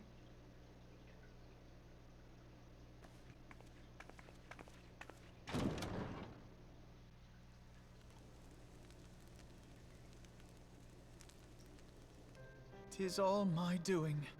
I know. I believed myself the only one who truly understood Eorzea's woes. And look what that arrogance has wrought. I gave commands, influenced governments with my certainty. I treated the Crystal Braves and even the Scions themselves as pawns in my great scheme to save the realm. But in my headlong rush into imagined glory, I paid no heed to the ground upon which I trod.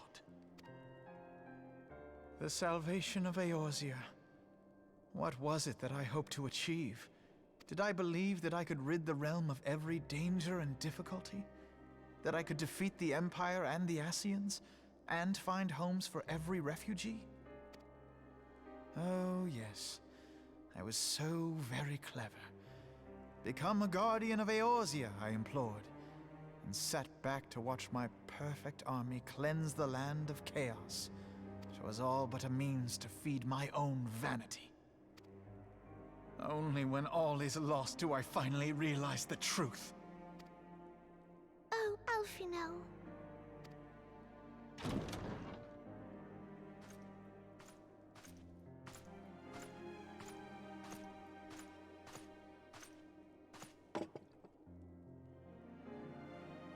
So, Master Alfino, are you content to remain a broken blade?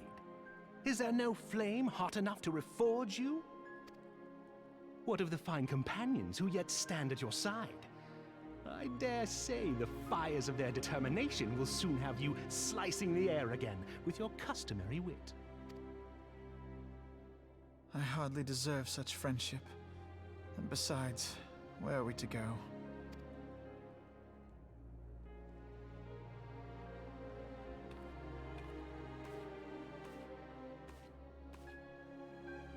Alfino, if I may? Should this place not serve our purpose, then we shall go to Ishgard.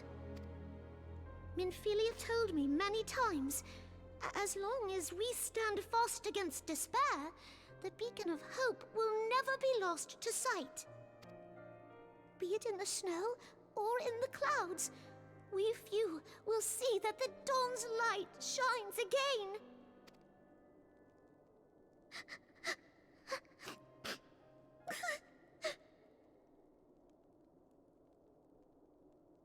You are right, Tataru. Thank you. And thank you for your kind words, Lord Orchefon. 'Tis true that Eorzea yet has her guardians. The Scions have achieved much, and 'twould be remiss of me to discard it all in a fit of self-pity. Let us then resume our journey, together, one step at a time.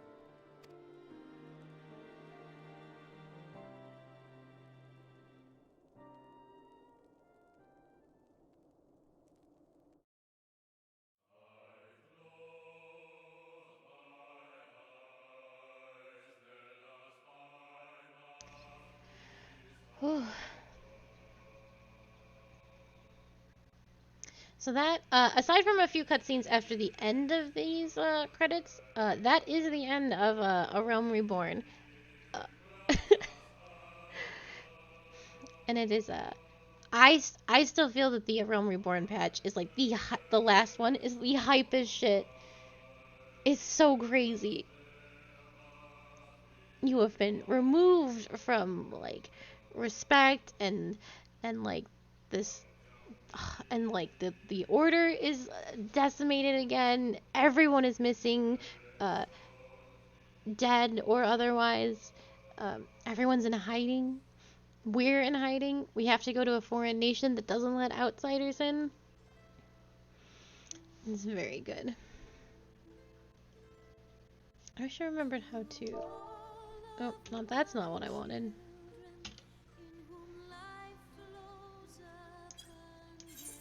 I just kind of want to make it go faster. There we go.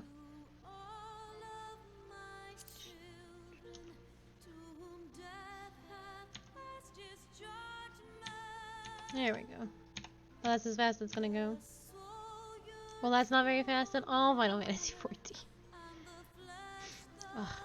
Okay, we will just skip ahead then. I don't like skipping credits, but these are super crazy long. Those who Come after. And I'm always afraid to have this song play.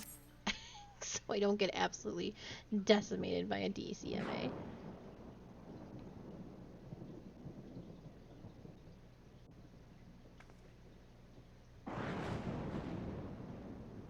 All has been arranged as you desired, my lord. Oh no.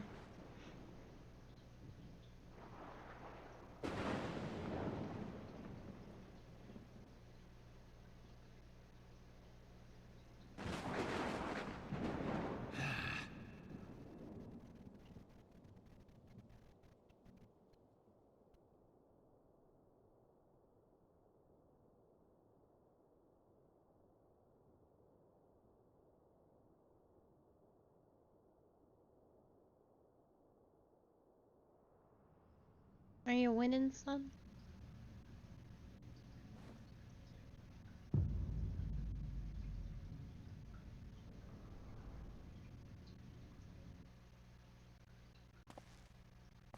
Oh, I actually forgot about Asians. Hello.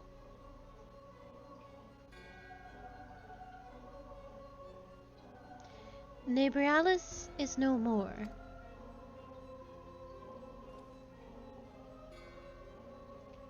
The Ardor was not his to invoke. His demise was of his own making.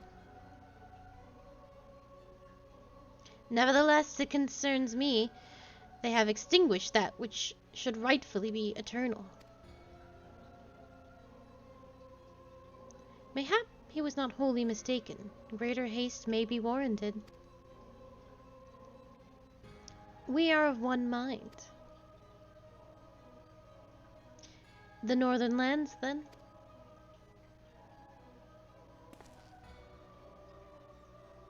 The earth is fertile and the seeds well sown. By my will they shall reap salvation unlike any the world has known. By his will.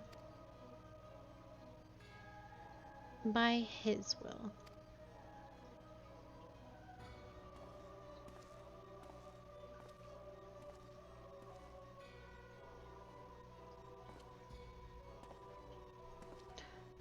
I forgot about this.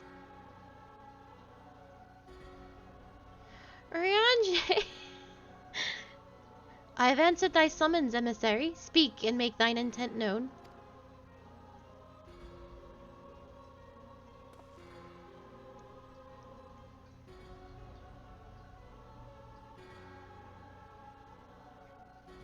I would speak of fate, Archon. Yours, mine, and the very fate of this star.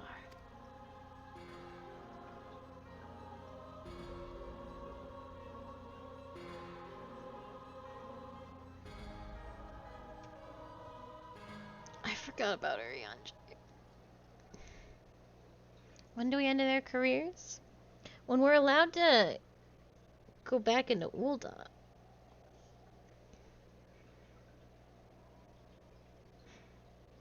We are banished.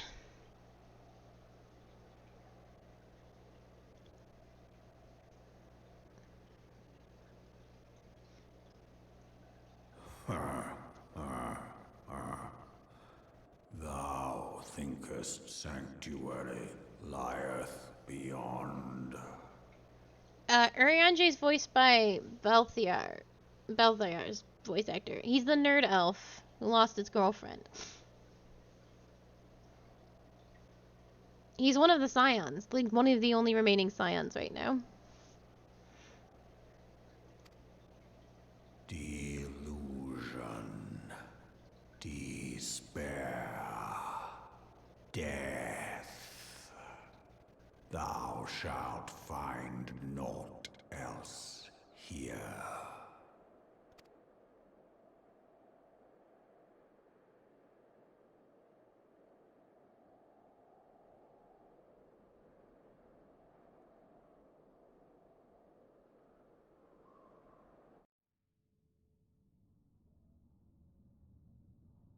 To preserve the dawn's light, the heroes journeyed north. Their hearts filled with hope and eyes fixed heaven's ward.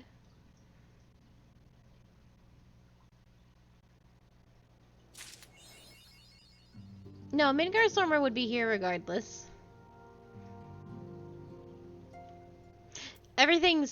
All the worlds have names. That doesn't, yeah. It's Midgar Stormer on all things because he's the big dragon. Everything is named after a Final Fantasy.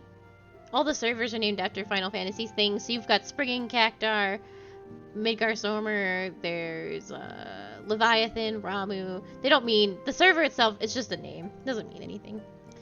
Okay, so that is it for Realm Reborn. Officially, we will start Heavensward next week on Saturday at 5 p.m. EST with this quest right here.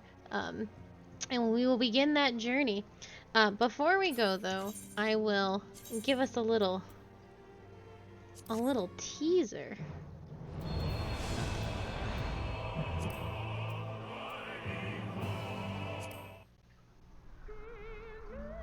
The original Heavensward trailer.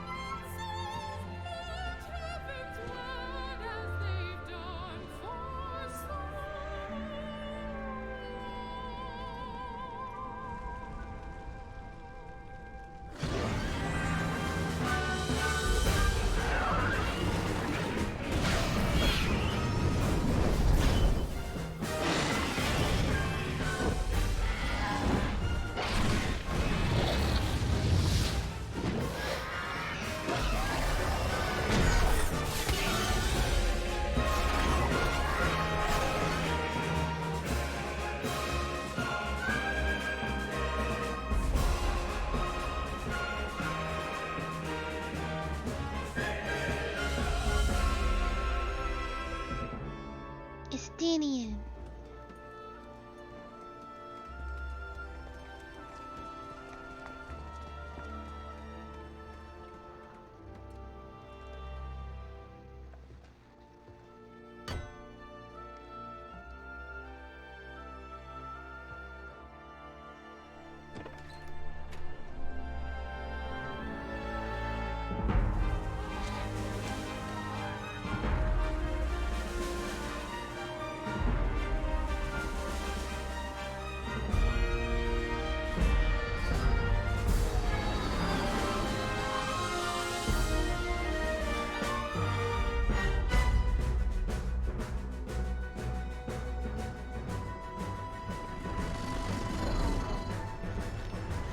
Oh, Sid.